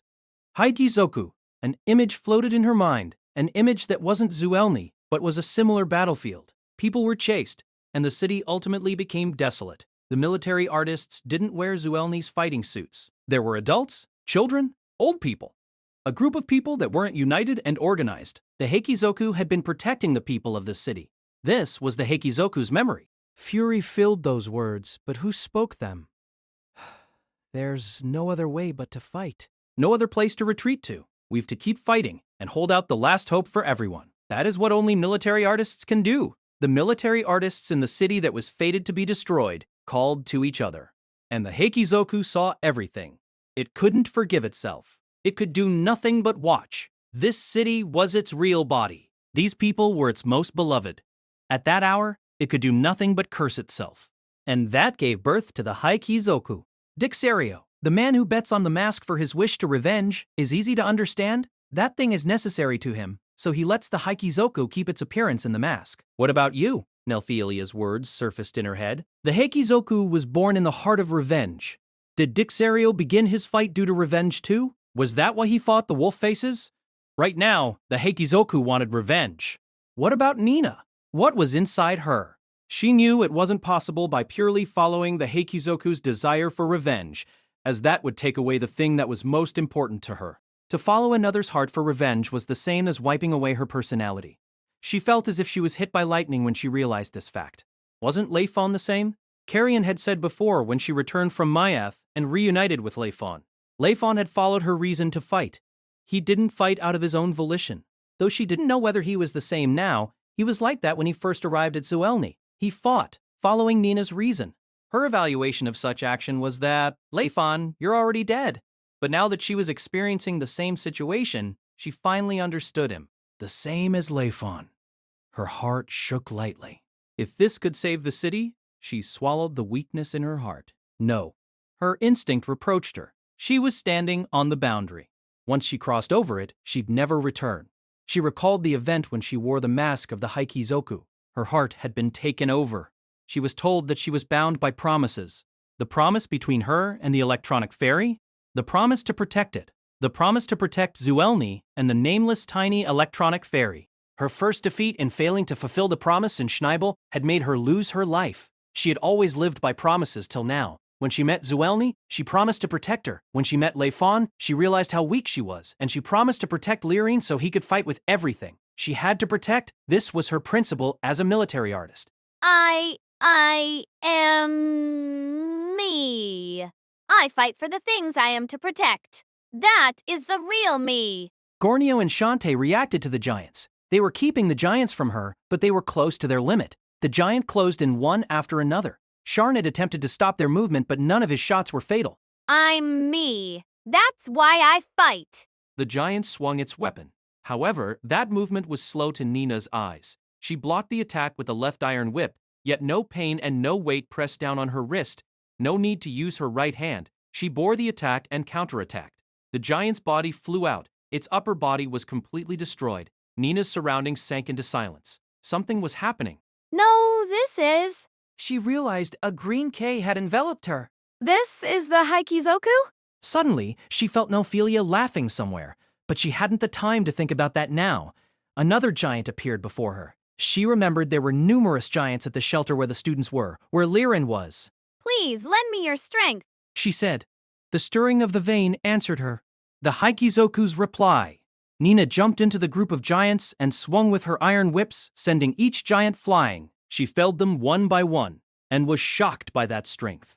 She annihilated them in one swift moment. Speechless air and gazes gathered on her. The green K still enveloped her. This meant the battle wasn't over yet. She must protect Layfon. Nina jumped. Her destination was the group of giants, where Layfon was. She must fulfill her promise. What's that? Gornio said in the sudden silence. A huge K had surrounded Nina, and she destroyed the enemies in an instant. He could speculate one thing from this event. Is that the Heikizoku? When his grandfather still lived, while he was in Grendon, he had once told Gornio about it. A Haikizoku was born from an electronic fairy whose city was destroyed by filth monsters. Its heart harbored intense hatred and a wish for revenge. It turned all the power used to operate a city into the heart of revenge, and that was the existence of an insane electronic fairy. Does that power really exist? However, the incredulous feeling remained in him. How big was the difference between Nina with the Haikizoku and Gornio without the Haikizoku? All he could do was stand here and watch. He really wanted to say something. Though the captain was gone, though he didn't know whether she continued to fight, it was better to keep Sharned with them. No reply. Sharned was also one of the best users of sake in Zuellni. It wouldn't be easy for Gornio to find him. He's left? Must have followed Nina. Sharned was unexpectedly loyal. Shantae? He felt something strange from her. She wasn't angry, and that was in itself an unimaginable expression on her. She looked like the spear was about to fall from her hands. She was looking at a certain place. Gornio tried to confirm the thing she was staring at, but he saw nothing suspicious in the area inside his vision. The rising smoke wasn't enough to attract one's eyes. Smoke was everywhere. What is it? Shantae didn't reply. A bad premonition rose in him. Had she overworked her K-vein? This was the most reasonable explanation. She might just faint. He reached for her. Shantae jumped away faster than him. Her unexpected action prevented him from reacting quickly enough. She leaped through the forest and headed for somewhere further away. Shantae! Still no reply. This wasn't the usual Shantae. Gornio didn't know what to do, and he hesitated. Carrion and the head of Alchemy were still inside the abandoned house. Zuellni couldn't lose its heads, but Shantae... Damn! He shouted and followed her. The huge shadow of Grendon was right in their path, but Gornio pretended he didn't see it.